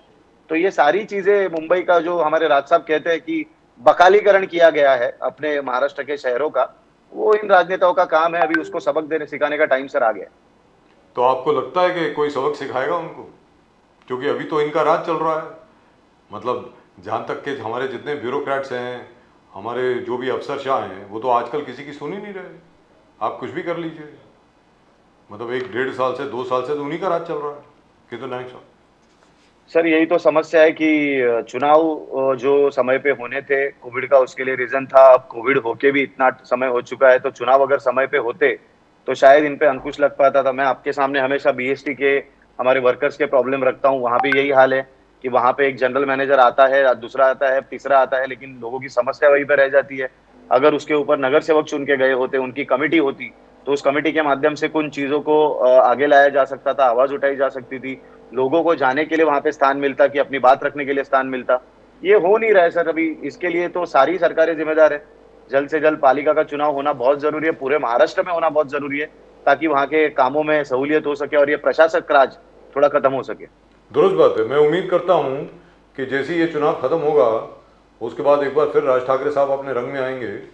बिल्कुल सर। और जो असली विषय जो हैं, लोगों के जो असली मुद्दे हैं, उनको एक बार फिर सामने रखेंगे। क्योंकि अभी भी टोल फ्री महाराष्ट्र का इशू बचा है, अभी भी पॉट होल्स का इशू बचा है।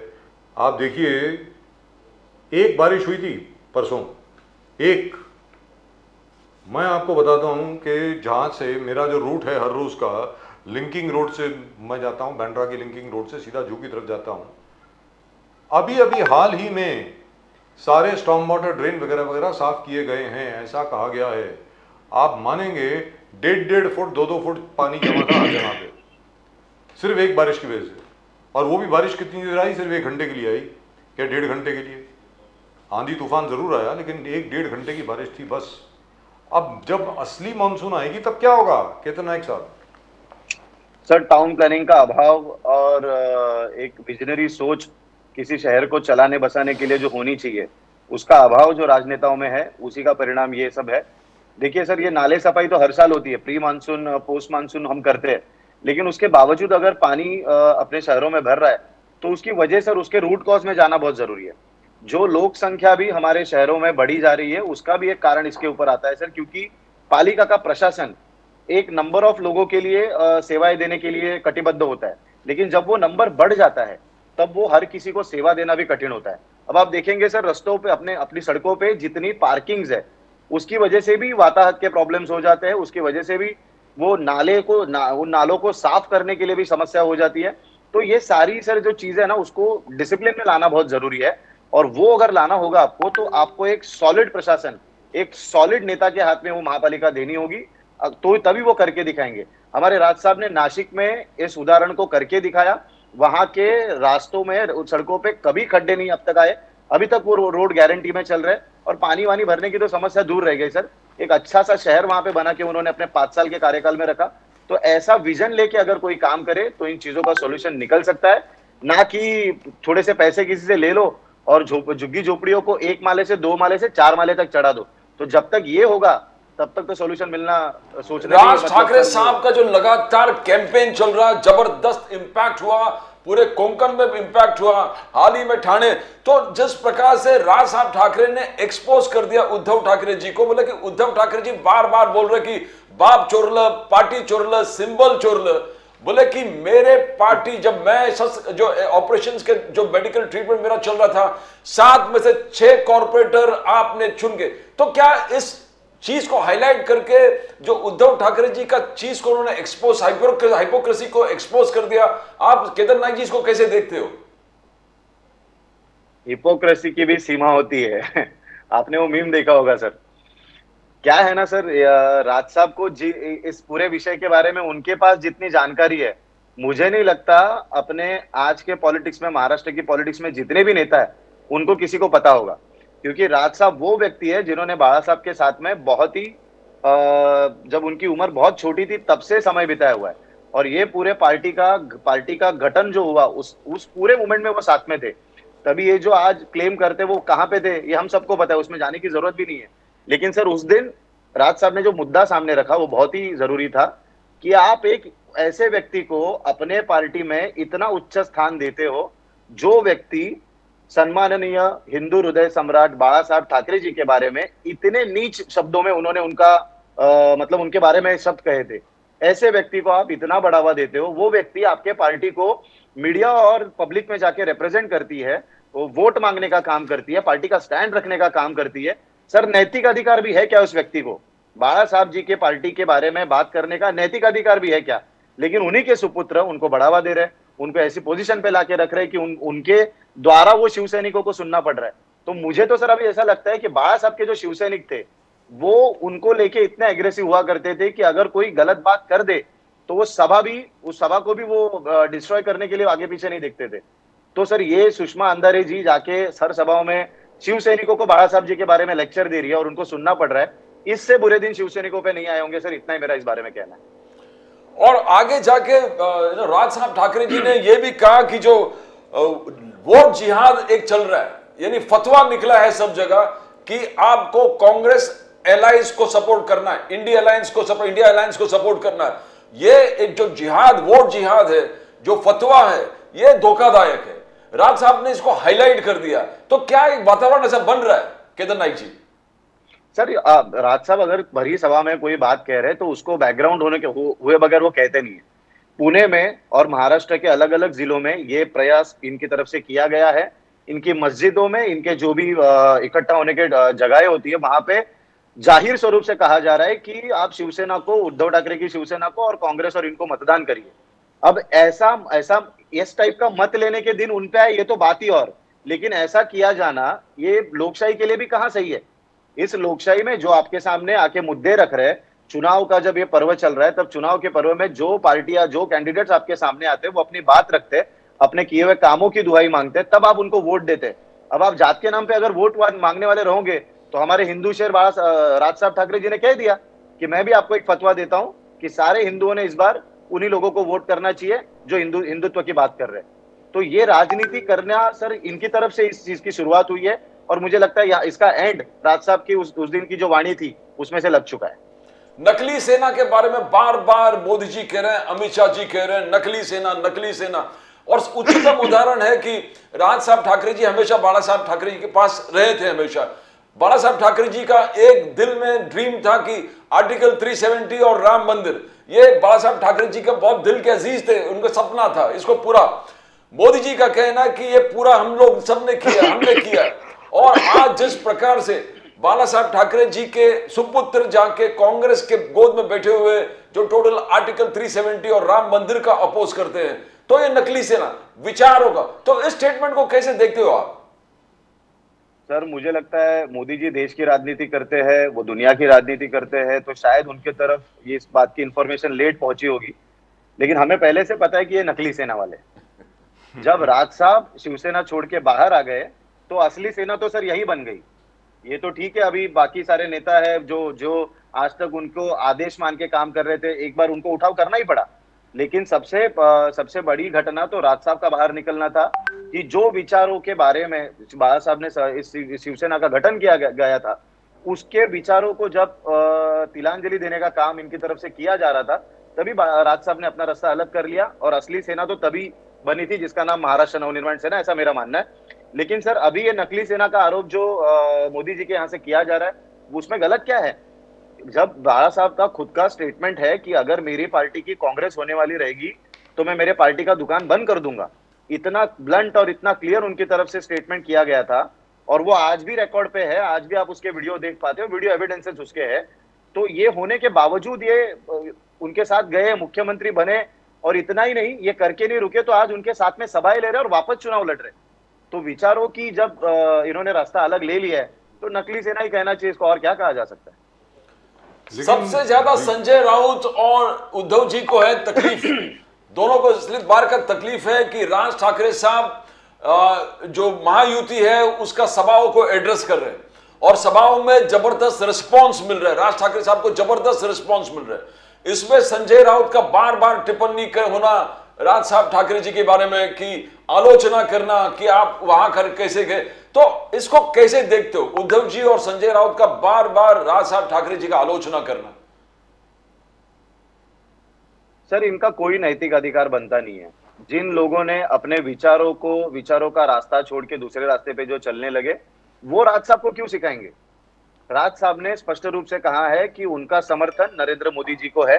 किसी पार्टी को हमने समर्थन नहीं दिया। तो नरेंद्र मोदी जी पंतप्रधान बने, प्रधानमंत्री इस देश के बने, और जो काम उन्होंने हाथ में लिया है वो काम उनको पूरा करने के और 5 साल मिले, इसलिए उन्होंने ये समर्थन उनको दिया है। तो अगर उनको समर्थन दिया है तो उनको चुन के लाने में अगर राज साहब की सभा होती है और राज साहब को मानने वाला एक बहुत बड़ा वर्ग इस महाराष्ट्र में, ये हम सभी जानते हैं, तो उसमें गलत क्या बात है। इनके सभा में तो मुझे लगता है 17 तारीख को जो फाइनल मुंबई की सभा होने वाली है उसमें सर ये केजरीवाल को प्रमोट कर रहे हैं। मतलब जो मुख्यमंत्री की कुर्सी पे रहा हुआ आदमी जाके जेल में बैठ के आया, जमानत पे बाहर आया हुआ है, जिनको कंडीशंस डाल के बेल दी गई है, वो आपके सभा में आएंगे, इसका मार्केटिंग आपको करनी पड़ रही है। तो ये कोई कंपैरिजन नहीं हो सकता।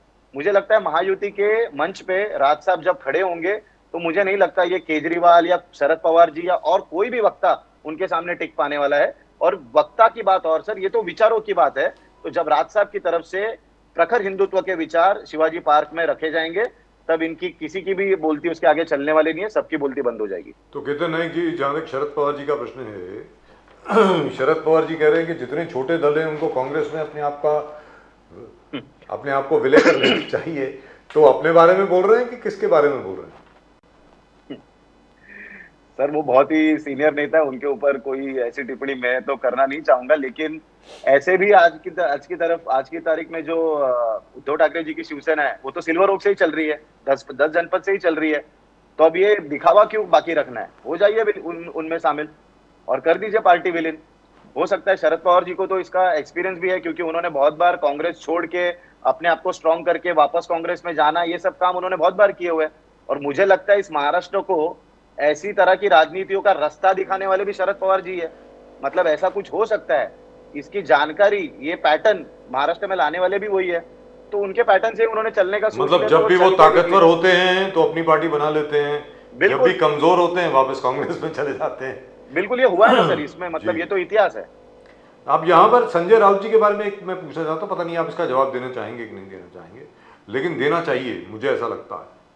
संजय राउत साहब ने ये कहा कि औरंगजेब का भी जन्म वहीं गुजरात में हुआ जहां नरेंद्र मोदी का जन्म हुआ, और औरंगजेब को महाराष्ट्र में हमने दफन कर दिया।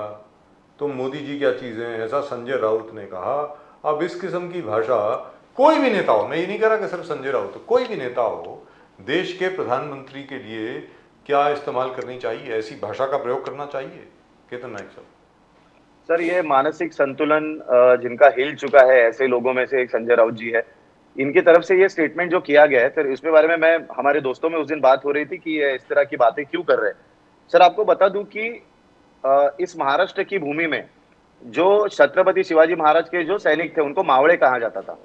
वो मावड़े क्यों कहे जाते थे सर? क्योंकि ऊपर से जब आदेश महाराज की तरफ से आता था, उस आदेश को पूरा करने में वो बिल्कुल आगे पीछे नहीं देखते थे, अपने प्राणों की बाजी लगा देते थे। अपने आप को मावड़ा कहना ये तभी संभव है सब जब आपका नेता उतना स्ट्रांग हो, आपका नेता छत्रपति शिवाजी महाराज के जैसा हो, आपका नेता राज ठाकरे साहब के जैसा हो। वो उतना स्ट्रांग नेता अगर हो तो आपको मावड़े कहा जाता है। ये अपने आप को ऐसे ही मावड़े कह रहे। इनके नेता ये तो सभा भी लेने के लिए सक्षम नहीं दिखते और ये अपने आप को मावड़े कह के औरंगजेब को मारने की भाषा कर लेते। तो हमारे संदीप देशपांडे जी इसके ऊपर कहते हैं कि ना तो ये महाराष्ट्र है, ना तो ये मराठी मानुस है, ना इनसे कोई महाराष्ट्र का लेना देना है। तो ये हमेशा महाराष्ट्र को अपने से जोड़ने का जो काम संजय राउत जी करते हैं, इसका जवाब मुझे लगता है इस चुनाव में उनको मिल जाएगा। लेकिन जहां तक उद्धव ठाकरे जी का प्रश्न है, मतलब जो एक आक्रामक दृष्टि से पहले जो शिवसेना काम किया करती थी, आज की तारीख में वो मुझे दिख नहीं रहा है कहीं पर भी। मतलब जो एक शिवसेना की शैली है, एक शिवसेना की एक विचारधारा है। विचारधारा भी बहुत बड़ा शब्द है, वैसे विचारधारा कहने की जरूरत नहीं है, लेकिन फिर भी जैसा आपने कहा, बाला साहब ठाकरे के ऊपर अगर कोई जरा सी भी टिप्पणी कर देता था गलत तो रिएक्शन आता था। आज की तारीख में जरा भी रिस्पॉन्स नहीं आ रहा। क्या हो गया? सब सो गए हैं क्या? मतलब मुझे समझ में नहीं आ रहा, वेरी फ्रैंकली। आप बताएं सर। जो आक्रामकता थी, मैंने आपको बताया कि जो असली सेना थी, वो सेना तो महाराष्ट्र नवनिर्माण सेना है सर, और वो 18 साल पहले बन चुकी है। तो ये रिएक्शन देगा कौन? रिएक्शन देने वाले लोग, वो रिएक्शन देने वाला जज्बा, वो लोग, वो नेता, वो तो सब हमारे पार्टी में है।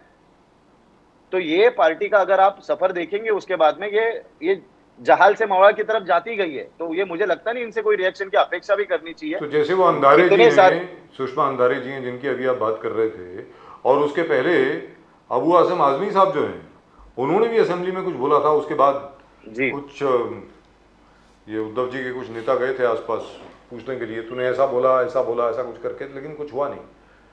तो अब उद्धव जी तो उनके साथ हैं सब लोगों के। सर, उनका समर्थन लेके तो सरकार बनाई। जी छगन भुजबल साहब ने बाला साहब जी को अरेस्ट करने की बात की, उनके साथ में तो उनको मंत्री पद दिया। जी नवाब मलिक जैसे आदमी को जेल में रख के भी मंत्री पद इन्होंने दिया। तो ऐसे व्यक्ति से क्या एक्सपेक्ट कर सकते हैं सर? लेकिन वाई उद्धव जी उसी घर में बड़े हुए हैं ना। बल्कि रात को तो राज साहब अपने घर चले जाया करते थे, उद्धव जी तो वहीं रहते थे। प्रकाश डालिए। तो मैं आपसे पूछना चाह रहा हूं क्या है, मतलब मैं व्यक्तिगत सवाल पूछ रहा हूं, क्योंकि मैंने तो देखा है ना सब। मैंने तो छोटा घर भी देखा है अपना कलानगर में, और उसके बाद वो जो मातोश्री बन गई वो भी देखा है, और उसके बाद जाकर के वो जो दादर हिंदू कॉलोनी वाला घर भी देखा है, सब कुछ देखा है। तो ये क्या हुआ, क्या है मतलब कि सर, जब ये दिमागी हलचल कैसे हो गई? किसी नेता को जब सत्ता की लालसा हो जाती है जी, सर्वोच्च पद पाने की जब इच्छा पैदा हो जाती है, तब इन चीजों की तरफ उनका लगाव हो जाता है, ऐसा मेरा मानना है। सन्मान्य राज साहब हमेशा एक उदाहरण देते हैं कि मैं वो व्यक्ति हूं जिन्होंने लाल बत्ती की गाड़ी सामने चल रही है और पीछे टैक्सी में बैठ के जिन्होंने बाला साहब के साथ में सफर किया है, तो उनको सत्ता का क्या मोह। तो जिस व्यक्ति को सत्ता का मोह ना हो वो अपने विचारों से पक्का रह सकता है। अगर आपको सत्ता का मोह होगा तो आप विचारों से हमेशा अलग रास्ता चुनने के लिए तैयार रहते हो।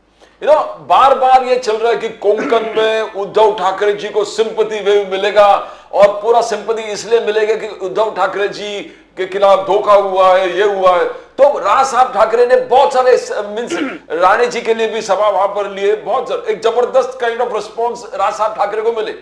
तो क्या ये सिंपैथी वेव उद्धव ठाकरे जी का आप देख रहे हो? बिकॉज राज साहब ने कहा कि, तो कैसे देखते हो सिंपैथी वेव होगा केदार नाइक जी? सर, ये मीडिया परसेप्शन क्रिएट करने की बात है। सिंपैथी है, सिंपैथी है। सिंपैथी किस बात की सर? आपने कोविड में घर बैठ के प्रशासन चलाया, उस बात की आपको सिंपैथी मिलनी चाहिए। इतने सारे भ्रष्टाचार के केसेस हुए, उस बात के लिए आपको सिंपैथी मिलनी चाहिए। जिन बाला साहब ठाकरे जितने इतना बड़ा पक्ष, इतना बड़ा महाराष्ट्र मराठी मानुष का जो अभिमान ऐसी एक पार्टी बनाई, उसको तोड़ने तक ले जाने का आपको श्रेय मिलना चाहिए। किस बात का आपको सहानुभूति मिलना चाहिए वो तो बताइए। ये सिर्फ एक परसेप्शन की बात चलती है कि इनके साथ अन्याय हुआ। ये दिखाने का चेहरा अलग और काम करने का चेहरा अलग, ऐसी टाइप की व्यक्ति है सर। मुझे नहीं लगता कोई भी सहानुभूति इस बार इनको जनता देने वाली है, क्योंकि आज के जमाने में कोई बात छुपती नहीं है। बाला साहब जी का स्टेटमेंट भी आज भी आपको दिखता है और उनकी विचारधारा भी आपके सामने है। तो जनता इस बार जो निर्णय लेना होगा वो योग्य तरीके से लेगी, और इनके किसी सहानुभूति के ये इस फंदे में आने वाली जनता नहीं है सर इस बार। But very strange. But the only thing is that जैसे कांग्रेस है, कांग्रेस का क्या एजेंडा है सबको मालूम है, कांग्रेस क्या करने वाली है क्या नहीं करने वाली। और कांग्रेस तो एक समंदर की तरह हुआ करती थी, आजकल नहीं है। कांग्रेस में कौन गया, कब कौन आया, और आज भी जो लोग कांग्रेस छोड़ के चले गए हैं, मुझे जरा भी आश्चर्य नहीं होगा कि वो वापस आ जाएं, कोई बड़ी बात नहीं होगी जी। शरद पवार जी की जो पार्टी है वो कैसी है वो तो आपको पता है। तो उद्धव जी की बनती कैसे होगी इन लोगों के साथ? वो क्या बातें करते होंगे आपस में?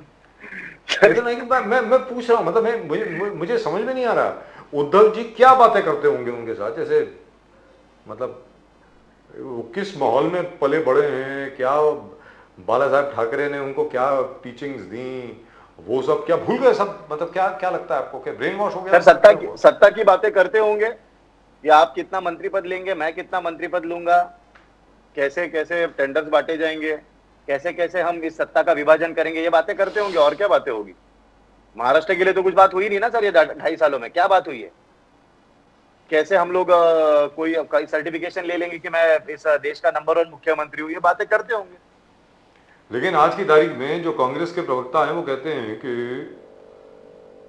एनडीए को यानी मोदी जी को महाराष्ट्र से 7 या 8 सीटें मिलने वाली हैं बस, बाकी सारी जो है वो एमबीए को जा रही है, ऐसा कहा जा रहा है।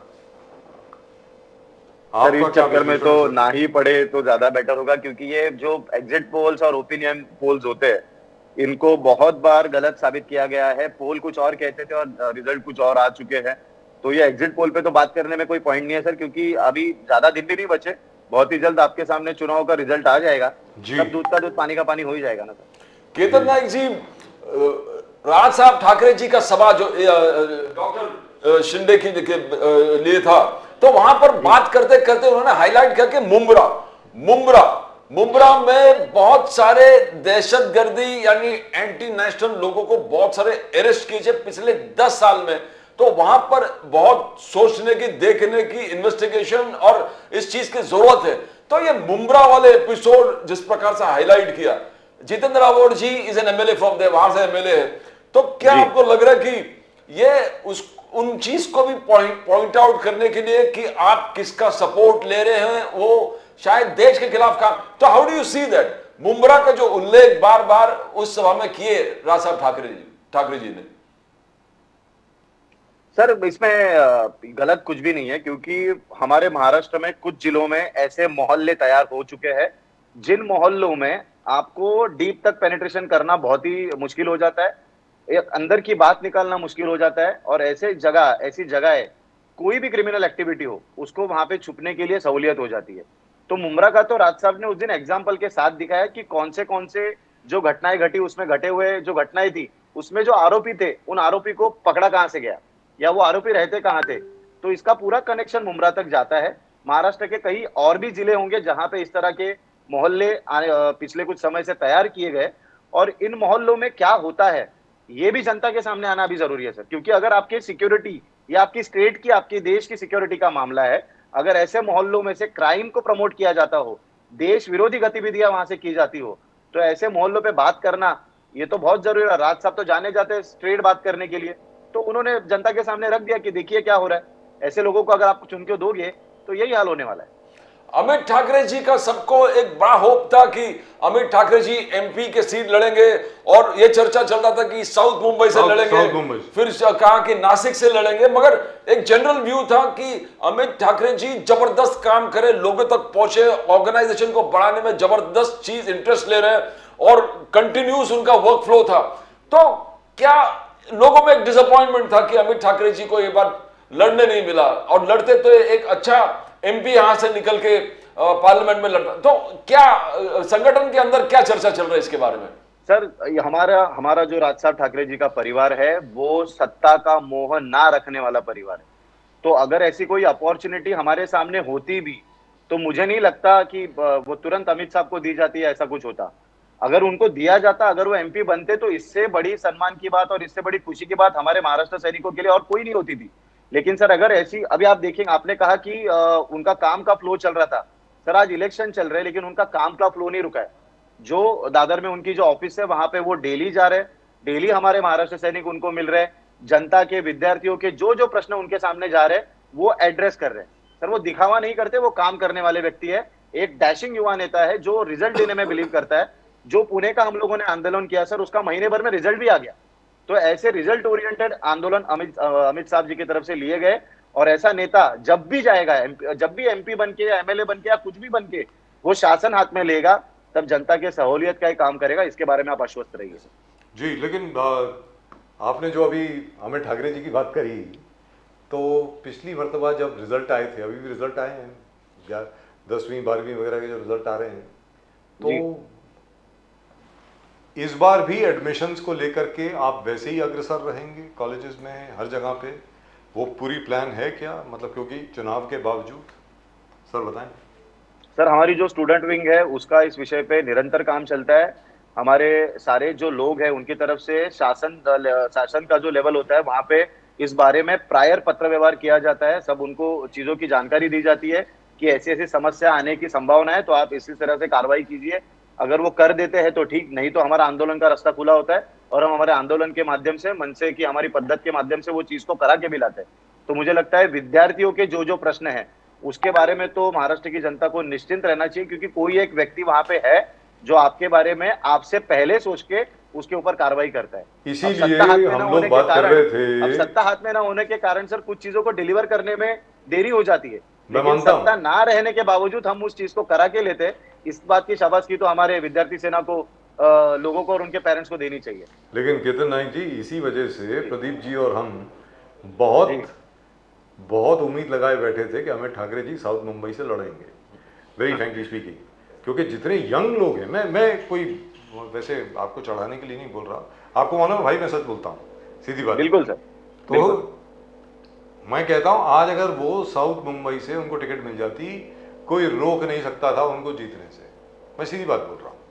तो I wish it had happened, लेकिन चलिए कुछ ना कुछ होगा, माइंड में कुछ सर होगा। जैसा कि आप जानते हैं कि पार्टी का सिंबल ये जी। भी एक बहुत बड़ा कारण इस पूरे विषय में रहा कि चुनाव क्यों न लड़े गए।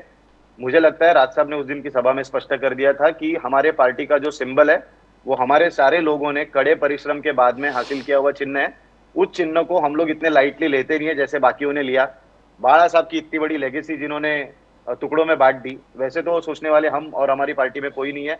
तो मुझे लगता है जो भी निर्णय साहब की तरफ से लिया गया होगा वो भविष्य के लिए अच्छा निर्णय होगा, और आने वाले समय में मुझे लगता है इससे अच्छे पद पे शायद हम अमित साहब को देख पाएंगे। तो कहने का मतलब ये हुआ कि हम आपको बिल्कुल पुरजोर से, जोर शोर से हम आपको असेंबली इलेक्शंस के लिए देखेंगे, कैंपेन करते हुए, 100%, आंदोलित होते हुए, लड़ते हुए, और आप जैसे लोग एमएलए बने और उसके बाद कॉर्पोरेशंस के लिए, क्योंकि देखिए साहब 12 कॉर्पोरेशंस हैं जहां पर चुनाव नहीं हुए, चुनाव होने हैं। I hope it happens as you said very rightly. अभी वो जो 14 लोग मरे हैं, अब उसका क्या हिसाब किताब होगा, रिस्पॉन्सिबिलिटी किसके ऊपर रखी जाएगी, मुझे तो नहीं लगता कुछ होने वाला है, वेरी फ्रैंकली स्पीकिंग। मतलब वो जो भाई साहब हैं जिन्होंने, जो ओनर हैं, there is only one part. अरे सर्टिफाई किसने किया, कौन से इंजीनियर ने उसको सर्टिफाई किया, बीएमसी का कौन सा डिपार्टमेंट था, रेलवे, चलो रेलवे की प्रॉपर्टी थी लेकिन सर्टिफाई तो बीएमसी करती है ना, स्ट्रक्चरल ऑडिट। सर इस विषय में मैं आपको एक बात बता दूं, सन्मान्य राज साहब का जी का एक वाक्य है कि हमारे मुंबई में जो भी सारी एजेंसीज मुंबई और एमएमआर रीजन के ऊपर काम करती है, जिसमें एमएमआरडी हो गई, बीएमसी हो गई, पीडब्ल्यूडी हो गई, रेलवे हो गई, या ये सारी जो एजेंसीज है, इन सारी एजेंसीज की मिलके एक ज्वाइंट मीटिंग सर आज तक हुई नहीं है जी। तो जो एजेंसीज हमारे लिए काम कर रही है उनका समन्वय आपस में नहीं होगा तो सर टाउन प्लानिंग की बात ही नहीं हो पाएगी ना, और फिर ऐसी जो गलत और अव्यवहारिक चीजें हैं उनको बढ़ावा मिलते ही जाएगा। And there is no nodal agency, you are absolutely right. आप रेलवेज को भूल गए railways is another world in itself, वो एक अलग से अथॉरिटी है रेलवेज, वो अलग ही चलता है सर। रेलवे का तो मामला ही अलग है, वो अलग, उनकी क्या बादशाहती अलग है उनकी। तो मुझे लगता है आने वाले समय में, लेकिन मैं उम्मीद करता हूं कि आगे जब एक तो असेंबली इलेक्शन होंगी और कॉर्पोरेशन की इलेक्शन होगी, एक प्रॉपर नोडल एजेंसी जिसके बारे में राज साहब ने 2006 में, 7 में, 8 में, तीनों साल उन्होंने बोला, एक नोडल एजेंसी अपॉइंट होगी जो एक एक चीज का कोऑर्डिनेशन देखेगी कि भाई ये क्या हो क्या रहा है। क्योंकि एमएमआरडीए अपनी चाल चल रहा है, अपने जो पीडब्ल्यूडी अपनी चाल चल रही है, बीएमसी अपनी चाल चल रही है, और कोई रोड जो है, सबसे बड़ी वाहियात बात क्या है प्रदीप जी, ये रोड एमएमआरडीए का है तो बीएमसी वहां पे हाथ नहीं लगाएगी, ये रोड बीएमसी की है तो एमएमआरडीए वहां पे हाथ नहीं लगाएगी। मतलब बहुत अजीबोगरीब मसला चल रहा है अभी मुंबई शहर में। सर ये बहुत ही गंभीर विषय है। थोड़ा सा हमारे मुंबई की पालिका को जो एक अधिकार हुआ करता था, उसके अधिकारों में भी थोड़ी सी सेंध इन सारी एजेंसीज की वजह से लगी है। तो मुझे लगता है उसका एक कंसल्टेशन वापस करना पड़ेगा जी। और मुंबई महानगर पालिका के माध्यम से ये पूरा विकास हो, इस बारे में भी सोचना होगा मुझे लगता है। Right, thank you so much sir Ketan Nayak ji, बहुत मजा आता है आपसे बात करके। लेकिन मैं फिर भी आपको सलाह देता हूँ, आप कृपा करके सर बॉलीवुड में जाइए, बॉलीवुड में जाइए सर। आप क्या कर क्या रहे हैं आप यहाँ पे, मुझे समझ में नहीं। सर मैं बिल्कुल सही जगह पे हूँ, सन्मान्य राज साहब के साथ में हूँ, और मुझे राज ठाकरे साहब से बात करनी पड़ेगी इस विषय के बारे में, और आपको हुक्म दिलवाना पड़ेगा कि आप इधर आइए। चलिए, लेकिन thank you so much sir, thank you very much, बहुत बहुत शुक्रिया आपका। नमस्कार, जय हिंद, जय महाराष्ट्र, जय भवानी, जय शिवा, जय हिंद, जय महाराष्ट्र, जय सिया राम, जय सिया राम, जय Siya Ram. So that's my favorite party, the Maharashtra Navanirbhan March. Of course, apart from the Aam Aadmi Party. And at the moment with us, we have Mr. Pankaj Modi. One more Mr. Modi of the BJP. Pankaj Modi साहब नमस्कार। नमस्कार नमस्कार नमस्कार sir, जय सिया राम, कैसे हैं? जय सिया राम। पंकज मोदी साहब, तो 400 पार पक्का? 400 पार जी बिल्कुल पक्का, इसमें तो कोई शक ही नहीं है। 4 जून को इस चीज के बारे में चर्चा करने के लिए मैंने पहले ही बोल रखा है जी। 400 पार पक्का। और अभी अभी जैसे मोदी जी ने कहा कि भाई देखिए, हिंदू मुसलमान मैंने आज तक कभी नहीं किया। मैंने हमेशा जो शब्दावली का प्रयोग उन्होंने किया, उन्होंने ये कहा कि जिनके ज्यादा बच्चे या जो घुसपैठी है, मैंने मुसलमानों का नाम तो लिया नहीं, ऐसा उन्होंने कहा। और जिस दिन मैं हिंदू मुसलमान करूंगा या कहूंगा तो उस दिन मैं प्रधानमंत्री नहीं रहूंगा, ऐसा मोदी जी ने कहा है अपने एक इंटरव्यू में। मोदी साहब बताएं, पंकज मोदी जी साहब। बिल्कुल। नहीं तो आप शुरू से आप देखे होंगे कि जब हमने जितनी भी सारी योजनाएं चलाएं प्रधानमंत्री नरेंद्र मोदी के नेतृत्व में, तो सबका साथ, सबका विकास, सबका विश्वास, सबका प्रयास के हिसाब से चला है। और जितनी भी योजनाएं हैं वो समाज के सभी वर्गों को हमने देने की कोशिश की है, चाहे वो अल्पसंख्यक समाज हो, चाहे कोई भी वर्ग का हो, SC ST या OBC सब कम्युनिटी, किसी में कोई भेदभाव न रख के सारी योजनाएं हो, चाहे वो जनधन का खाता खुलवाना हो, चाहे वो उज्ज्वला योजना हो या प्रधानमंत्री आवास योजना हो, तो सारी योजनाओं का लाभ अल्पसंख्यक समाज ने भी लिया है। तो प्रधानमंत्री का कहना बिल्कुल सही है कि हमारी विचारधारा देश को बांटने वाली बिल्कुल ही नहीं है, हम सबको एक साथ लेकर चलने वाले हैं। तो प्रधानमंत्री जी ने वही बात को आगे बढ़ाया। और जिस तरह से कांग्रेस ने अपने मैनिफेस्टो में माइनॉरिटी, खास करके अल्पसंख्यक समाज मुसलमान को उन्होंने अपील करने की कोशिश की, इसके लिए उनको ये सब चीजें बोलनी पड़ी है कि उन्होंने कर्नाटक में क्या किया है या उन्होंने तेलंगाना में, आंध्र प्रदेश में क्या किया है। तो इस हिसाब से उन्होंने बताया कि देश को सचेत करने की कोशिश की है कि कांग्रेस पार्टी किस तरीके से मुस्लिम लीग की तरह सोचकर देश को बांटने की कोशिश कर रही है, हिंदू और मुसलमान में। तो मोदी जी आज जो मुंबई में है, बिल्कुल जहां पर हमारा ऑफिस है उसके साथ में ही है, बिल्कुल 1 मिनट दूर है, जहां पर उनका अभी अभी रोड शो हुआ है। माशाल्लाह बड़ा जबरदस्त रोड शो हुआ है, वो स्क्रीन पे दिख भी रहा है अभी। तो इतनी बार मोदी जी मुंबई में क्यों आ रहे हैं? अभी मैंने सुना है 17 तारीख को फिर आ रहे हैं वापस, 17-19 तारीख को शायद फिर आएंगे। और कांग्रेस का कहना है क्योंकि मोदी जी डर गए हैं, इसलिए बार बार मुंबई आ रहे हैं।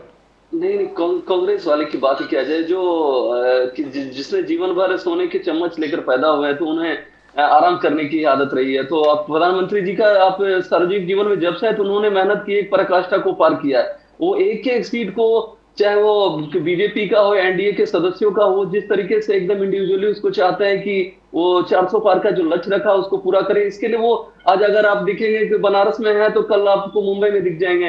तो इस तरह से वो काम कर रहे हैं और वो एकदम 24 घंटे में पूरा दिन रात मेहनत करके किसी तरह से बीजेपी को 370 पार और NDA को 400 पार का एक जो लक्ष्य रखा है, तो उसमें जितने कार्यकर्ता मेहनत कर रहे हैं उससे कहीं ज्यादा मेहनत तो प्रधानमंत्री जी खुद कर रहे हैं। तो ये भी कहा जा रहा है कि उत्तर प्रदेश में समाजवादी पार्टी और कांग्रेस की वजह से शायद बीजेपी की हालत जरा खस्ता है, ऐसी कोई रिपोर्ट आपके पास है सर? जी बिल्कुल नहीं, दोनों पिछले चुनाव में भी वो एक विधानसभा चुनाव में साथ में थे, और तो उनका कोई असर होने वाला नहीं है। वो केवल किसी आई बिल्ली खंभा नोचे वाले हालत में है। जिस तरह से बयान आज अखिलेश यादव के भी दिख रहे थे, तो पता चल रहा था ये लोग फ्रस्ट्रेशन में है और हम 80 में 79 सीट जीतने के लक्ष्य में चल रहे हैं। 79 out of 80 प्रदीप जी, वाह। प्रियंका गांधी जी कहा कि मोदी जी पिछले 2 दिन से लगातार हर मंच पर हिंदू मुस्लिम की बातें कर रहे हैं, हिंदू मुस्लिम में झगड़ा करा रहे, हिंदू मुस्लिम इशू लेकर पूरे इलेक्टोरेट पर प्रभाव डालना चाहते हैं। पर प्रियंका गांधी का कहना है आप बात करिए मुद्दे पर, आप अनएम्प्लॉयमेंट के बारे में बात कर दिया, प्राइस राइज के बारे में बात करिए, इन्फ्लेशन के बारे में बात कीजिए। तो क्या ये एग्रेसिव प्रियंका गांधी किस प्रकार से आप देखते हो? She is telling that don't talk about Hindu Muslims, आप मुद्दे पर आइए। How do you see Priyanka Gandhi statement?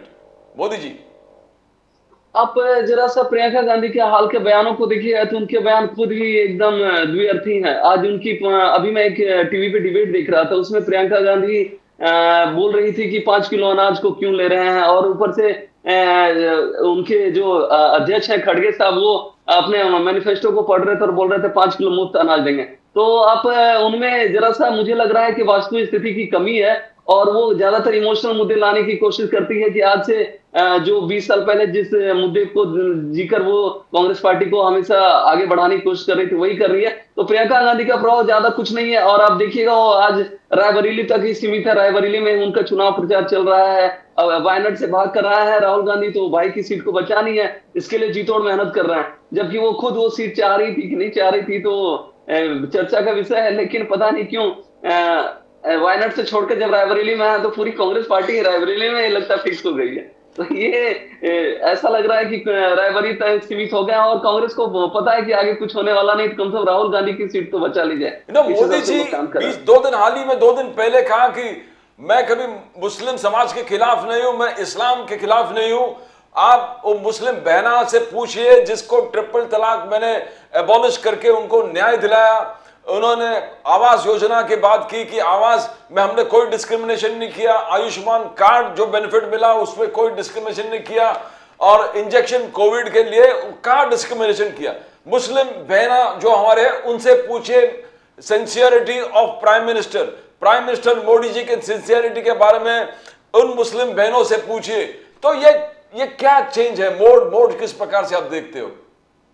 Pradeep ji, मैं आप ही की बात को आगे बढ़ाना चाहूंगा। जिस तरह से आपने बोला है कि एकदम बिल्कुल सही बात है, प्रधानमंत्री जी का कभी भी भेदभाव धर्म और जात के हिसाब से होता ही नहीं है। वो ज्यादातर योजनाओं को आप देखेंगे कि सबके लिए वो चल रहे हैं। और हाल फिलहाल में आपने देखा होगा जिस तरह से ट्रिपल तलाक का मुद्दा आपने बताया, या फिर हज में सिर्फ महिलाओं को अकेले जाने की भी अनुमति हो, तो एक तरह से हमारे मुस्लिम महिलाओं का वोटर एक हमारे बहुत अच्छे तरीके से वोट बैंक हमारी बन गई है और बहुत अच्छे तरीके से उनका मतदान हो रहा है। ये जब हमारा रिजल्ट आएगा तो उसमें देखिएगा मुस्लिम महिलाओं का कितना मतदान बीजेपी के तरफ हुआ है। ये एक चर्चा का विषय होने वाला है। इस चीज को मैं आपको आज पहले ही बता दे रहा हूँ कि ये एक मुस्लिम महिला मतदाताओं का कितना सारा वोट बैंक बीजेपी को मिला है, ये इस बार 4 जून के बाद चर्चा का विषय होगा।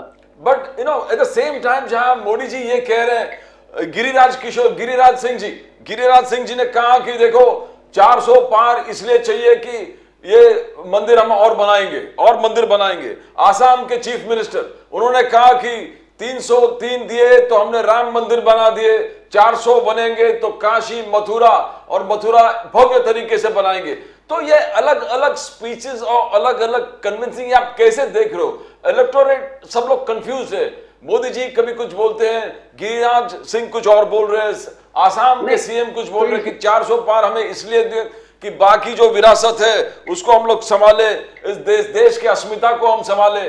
तो कैसे इंटरप्रेट करें इनके बयान को? नहीं प्रदीप जी, तो उनका कहना आज भी जब आप देखें काशी में ज्ञानवापी और मथुरा में कृष्ण मंदिर पे कोर्ट में केसेस है, तो हमारा तो उस पे एक तरीके से हम चाहते हैं कि कोर्ट के द्वारा उस चीज का सॉल्यूशन हो। लेकिन अगर 400 का हमारा एक लक्ष्य है तो उसमें अगर 330 जनता ने दिया, अगर हमें 282 क्रॉस करके दिया 14 में और 303 दिया 2019 में, तो हमने इस चीज को सही में राम मंदिर का एक रास्ता प्रस्तुत किया। हमने सभी मुद्दों पे बात की, सुप्रीम कोर्ट में गया और चीजों को बहुत अच्छे तरीके से सॉल्व किया। तो 400 का अगर आंकड़ा रहेगा तो उस चीज में सहमत ही हूँ, एक पॉजिटिव तरीके से लिया जाए इस चीज को। और काशी हो चाहे कृष्ण मंदिर हो मथुरा का, इस चीज पे बात आगे बढ़ेगी तो इसका सॉल्यूशन ही होगा। लेकिन इसमें कोई अपोज करेगा क्या? मतलब अभी विरोध तो विरोध के नाम पे ही हो रहा है ना। अगर उनसे बात कर ली जाए तो मुझे तो लगता है कि बैठ जाएंगे। क्योंकि देखिए साहब, ऐसा है, अगर आप काशी विश्वनाथ की बात करें जी मोदी साहब, काशी विश्वनाथ पे तो कोई डिस्प्यूट ही नहीं है। वो तो सारे आंकड़े हैं ना सबके सामने, नेशनल आर्काइव्स में है भाई। औरंगजेब का खुद का फतवा है कि भाई इसको डिमोलिश कीजिए। वो अपने राम सिंह जो थे इसके बुंदेलखंड के, उन्होंने बनवाया। मान सिंह जो थे अपने बादशाह अकबर के जो सेनापति थे, बादशाह अकबर के खजाने से उसमें सोना भी लगवाया गया।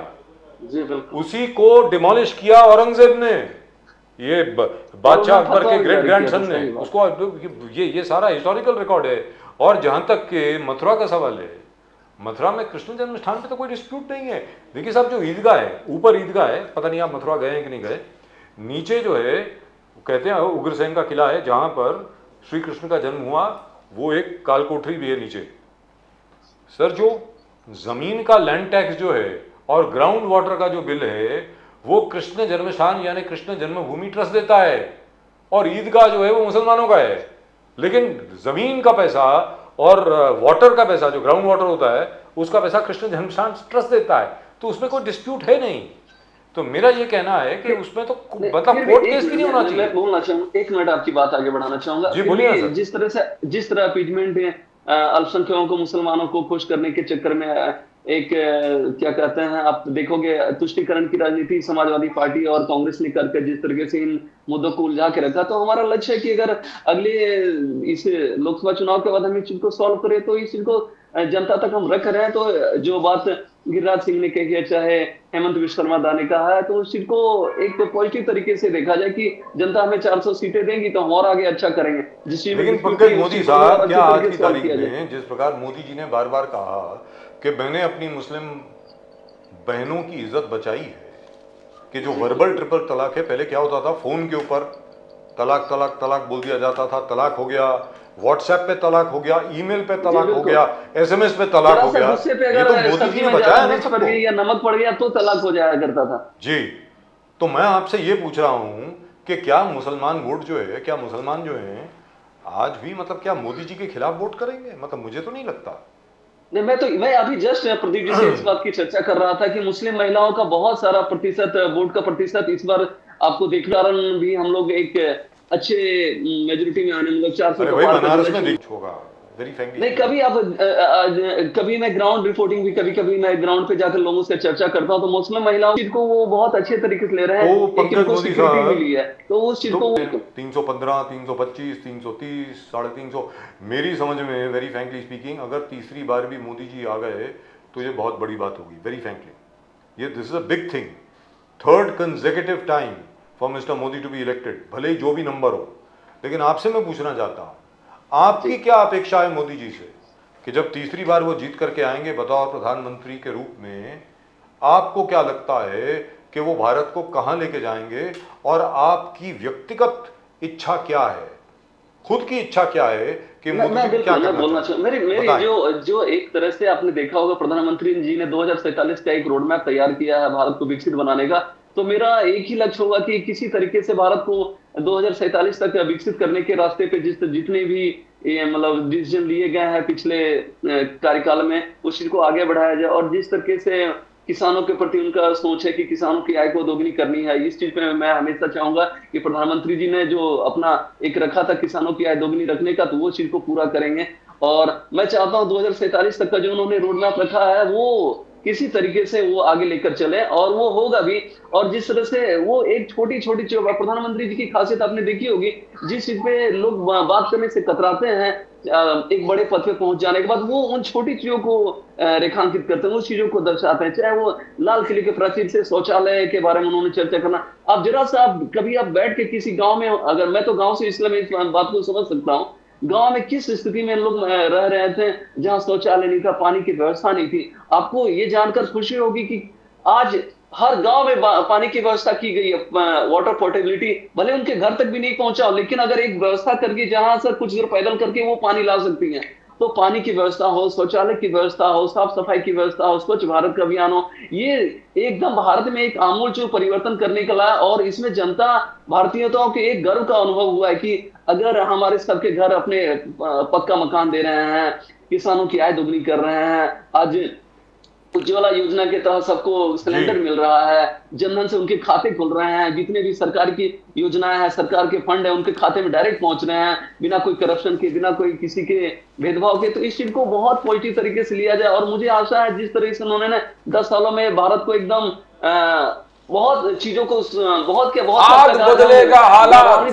खुश पंकज जी, राहुल गांधी जी, भारत का जो उनका लक्ष्य वो पूरा होगा, इस चीज में मैं आगे राहुल गांधी जी का कह रहा है कि हाथ बदलेगा हालात, और Rahul Gandhi ji 5 pillars of justice और 25 गारंटी एक रेवोल्यूशन है।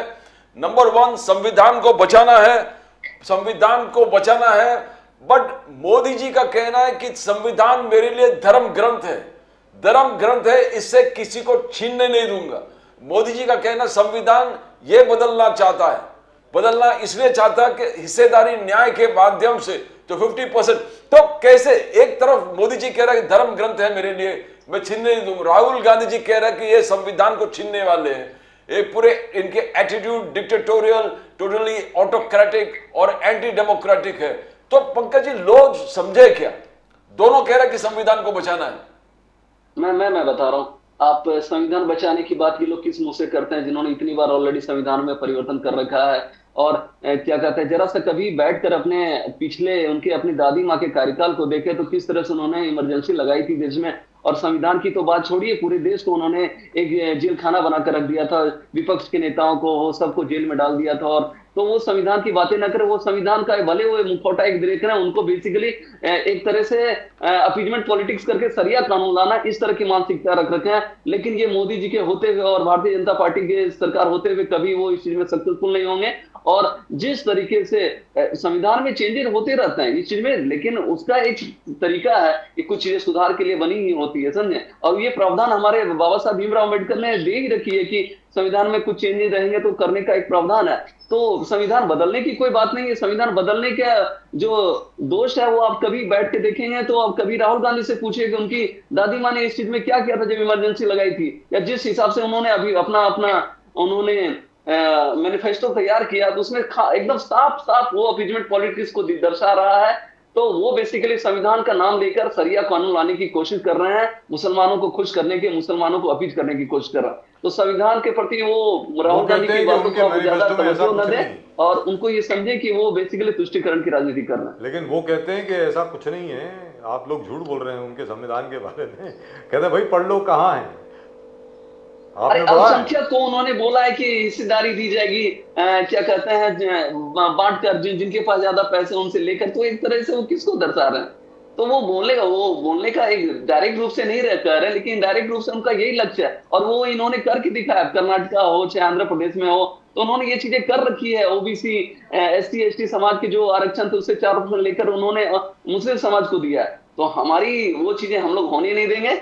और जो हक है आदिवासी समाज का है, दलित समाज का, ओबीसी समाज का, उनका हक कोई नहीं ले सकता है। उनकी जो जितनी हिस्सेदारी है वो कर रही है। पंकज जी, आप देखोगे मैनिफेस्टो, कांग्रेस मैनिफेस्टो, बहुत सारे चीज हाईलाइट जो हुआ है, महालक्ष्मी योजना 1 लाख रुपया एनुअली गरीब महिला के घर में गरीब महिला को मिलेगा, एक वो चीज है। और दूसरा है कि 25 lakh rupees health cover, 25 lakh का हेल्थ कवर। आप जो बीजेपी का आयुष्मान है शायद वो 5 लाख का है, कांग्रेस 25 लाख हेल्थ कवर बोल रहे। अनऑर्गेनाइज्ड लेबर जो है उनको एक्सीडेंट और लाइफ इंश्योरेंस कांग्रेस की तरफ से, तो और 50% आधी आबादी पूरा हक। तो एक एक योजना जो है बहुत इंप्रेसिव है, लोगों के दिल में बैठ गया है। तो क्या इसको आप कैसे चैलेंज करेंगे? बिकॉज ये योजना है, बहुत अट्रैक्टिव योजना है जो कांग्रेस के मैनिफेस्टो बोलना चाहूंगा जो कांग्रेस की योजना है 1 लाख देने की, तो आप यही अंतर हम में और कांग्रेस पार्टी में, हम लखपति दीदी बनाने का योजना है, इनको स्वावलंबी बनाकर करने की कोशिश कर रहे हैं। तो वो मुफ्त का एक जो उनके गुरु केजरीवाल हैं उस रास्ते पे चलकर वो मुफ्त का व्यवस्था कर रहे हैं। लेकिन जनता जनार्दन समझ रही है, ये सब चीजें उन्होंने राजस्थान में भी की थी। हम लोग ऑलरेडी आयुष्मान भारत के द्वारा कितने सारे लोगों को 5 लाख का इलाज मुफ्त कर रहे हैं। और आगे भी इस चीज को प्रधानमंत्री ने, जब हमारा शपथ पत्र बन रहा था तो उन्होंने कहा था 70 साल के उम्र से जिनकी भी ज्यादा हो जाएगी उनको भी इसमें अब जोड़ दिया जाएगा। उसमें अब ये नहीं देखा जाएगा कि उनकी आय कितनी है, तो 70 साल से उम्र से जिनकी भी ज्यादा रहेगी वो आयुष्मान भारत का फायदा ले सकते हैं। तो भारत की जनता बहुत अच्छे से समझती है कि कांग्रेस के कथनी और करनी में बहुत अंतर है। वो सिर्फ ना झूठे वादे कर किसी तरह से लोगों को दिग्भ्रमित करने की कोशिश कर रहे हैं, लेकिन जनता जनार्दन हमें बहुत अच्छे से समझती है। हमें ठोक पीट कर उन्होंने देख भी रखा, 10 साल का हमारा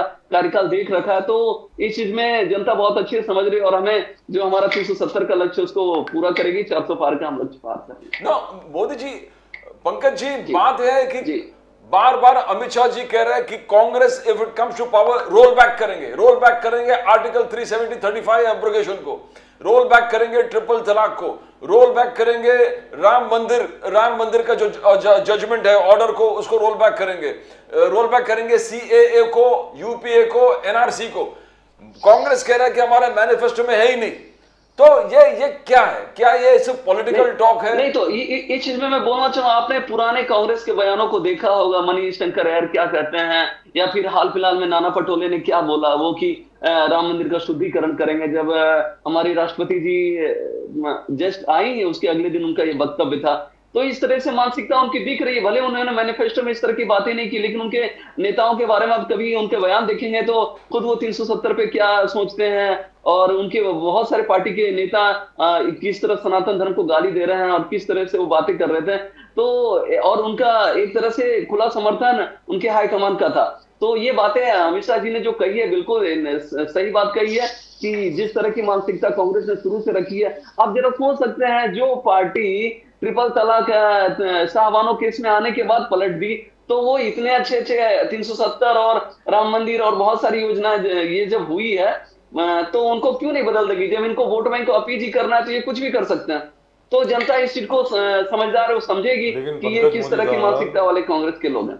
लेकिन पंकज मोदी साहब, कांग्रेस का ये जी। कहना है कि राम मंदिर का शुद्धिकरण वो शंकराचार्य जी के हाथों से करवाएंगे और चारों शंकराचार्यों को आमंत्रित करेंगे कि जब वक्त ठीक हो और वो सोचें कि अब वक्त आ गया है वास्तविकता में राम मंदिर में पूजा कराने का, तब जाकर के ऐसा कोई प्रकरण होगा। उन्होंने प्रेसिडेंट साहब के विजिट के बाद की ऐसी बात नहीं कही है। उन्होंने कहा कि क्योंकि चारों शंकराचार्य ने आने से मना कर दिया था, इसकी वजह से वो चाहेंगे कि राम मंदिर का शुद्धिकरण हो।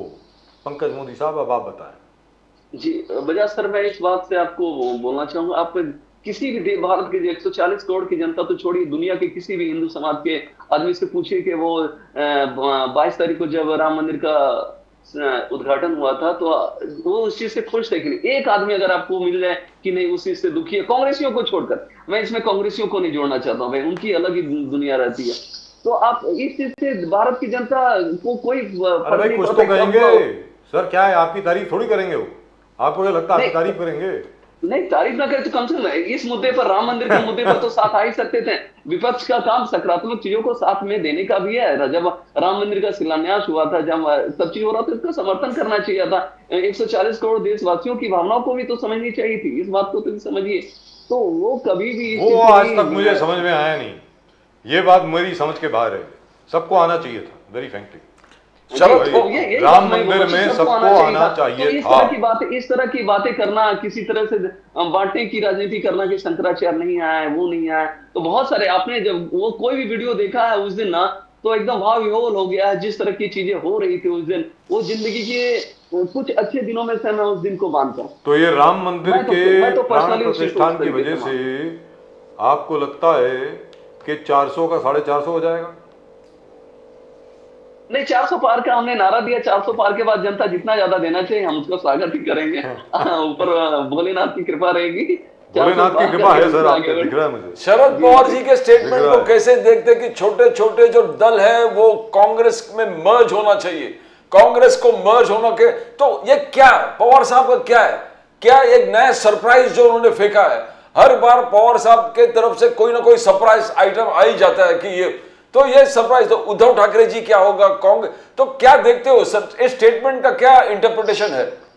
मैं पर्सनल इंटरप्रिटेशन देता हूं उसमें। देखिए, शरद पवार जी की जो अभी एक सीट बारामती की बच नहीं पा रही है, जो सुप्रिया सुले अपनी बेटी के लिए वो शुरू से मतलब चाह रहे थे राजनीति में किसी तरह से बारामती बच जाए, तो उनकी राजनीति शुरू से तोड़ने फोड़ने वाली रही। आप शुरू से उनका कार्यकाल देखेंगे तो हमेशा कभी कांग्रेस से अलग हुए, कभी कांग्रेस के साथ गए, कभी दूसरी पार्टी को तोड़ दिए, कभी इसके विधायक को, तो उनका ये शुरू से रहा है सोच। और वो अभी जब देख रहे हैं कि बारामती में उनकी सुपुत्री स्त्री सुप्रिया सुले जी जब हार रही है, तो उनका ये कहना कि किसी तरीके से अब उनको सेट करना है, क्योंकि अब उनकी पार्टी कहीं रही नहीं। अब उसमें उनके मेन कार्यकर्ता, उनके सारे जो पदाधिकारी सब अजीत दादा के साथ चले आए, तो वो चाह रहे किसी तरह से अपनी बेटी को सेट करने के लिए दूसरी पार्टी में। तो वो इस तरह का बयान वो अपने पर्सनल चीजों के लिए दे रहे हैं। अब वो उनका पर्सनल चीजों में किस तरह से वो देखते हैं वो उनका लुकआउट है, लेकिन मैं इसको इस तरीके से देखता हूँ कि बेसिकली वो अपने उत्तराधिकारी सुप्रिया सुले को किसी तरह से कहीं भी एक पार्टी में सेट कर दें कि अब लोकसभा में तो जा नहीं रही, तो किसी तरह राज्यसभा से चला जाया जाए। तो इस तरह से मैं देखता हूँ। क्या बात है साहब, क्या बात है। पंकज मोदी साहब, बहुत बहुत धन्यवाद आपका हमारे साथ जुड़ने के लिए। आज मोदी जी यहाँ पर आए। धन्यवाद आप लोग का। अब मैंने सुना, एक छोटी सी बात आपको बता दूं, घाटकोपर स्टेशन कुछ खोल दिया गया है, बीच में मेट्रो स्टेशन बंद कर दिया गया था क्योंकि मोदी जी का रोड शो वहां से जा रहा था, तो अभी खोल दिया है उसको। So there was some inconvenience but that's alright, it's the prime minister, what you do. प्रधानमंत्री शिवाजी पार्क में प्रधानमंत्री जी की 17 तारीख को रैली, आप लोग भी आमंत्रित हैं, आइए। जी बिल्कुल बिल्कुल, अगर हम नहीं आएंगे कैमरा तो आएगा सर, ऐसी बात तो नहीं है, लेकिन जी बिल्कुल आप अगर मुंबई आ रहे हैं तो कृपा करके हमारे ऑफिस भी आने का कष्ट करें, प्लीज आइए।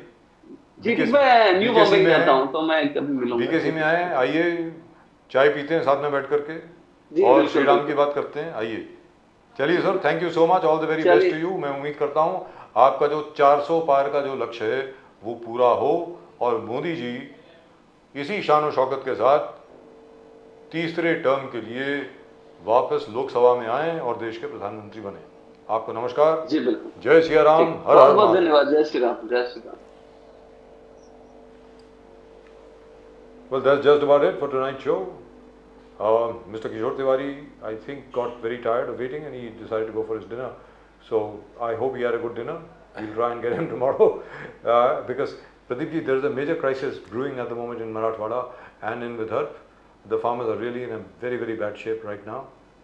I would have wanted to talk to him, but then he is what he is. He's a very old friend. I'm sure he'll be with us tomorrow.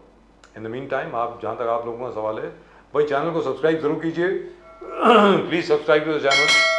वो घंटी भी बज गई है, तो चैनल सब्सक्राइब करें, कमेंट्स भी भेजें, कल या परसों आपके कमेंट्स भी पढ़ेंगे। और that's just about it in tonight show. आज के शो में सिर्फ इतना ही। और वो स्वाति मालीवाल का जो मामला है दिल्ली में, प्रदीप जी, वो खत्म होते हुए दिख नहीं रहा है मुझे। वो तो पता नहीं क्या है। तरह तरह की बातें, जितने लोग उतनी बातें, जितने लोग उतनी बात। गिरिराज सिंह जी का कहना है ये घर का मामला है। घर का मामला है, वो सुनीता केजरीवाल जी और वो देख लेंगे आपस में, आपस में देख लेंगे। अब उसको उनका कहने का मतलब क्या मुझे मालूम नहीं है, लेकिन ये बड़ा जरा फिल्मी स्क्रिप्ट लगता है थोड़ा सा। बिल्कुल बिल्कुल। Well, that's it. That's all we've got for you in tonight's show. आप सब लोगों को, प्रदीप जी और मेरी तरफ से और सारी टीम की तरफ से, आप सबको नमस्कार। जय हिंद, जय महाराष्ट्र, जय भवानी, जय शिवाजी, वंदे मातरम। वंदे मातरम। जय सिया राम, हर हर महादेव। हर हर महादेव।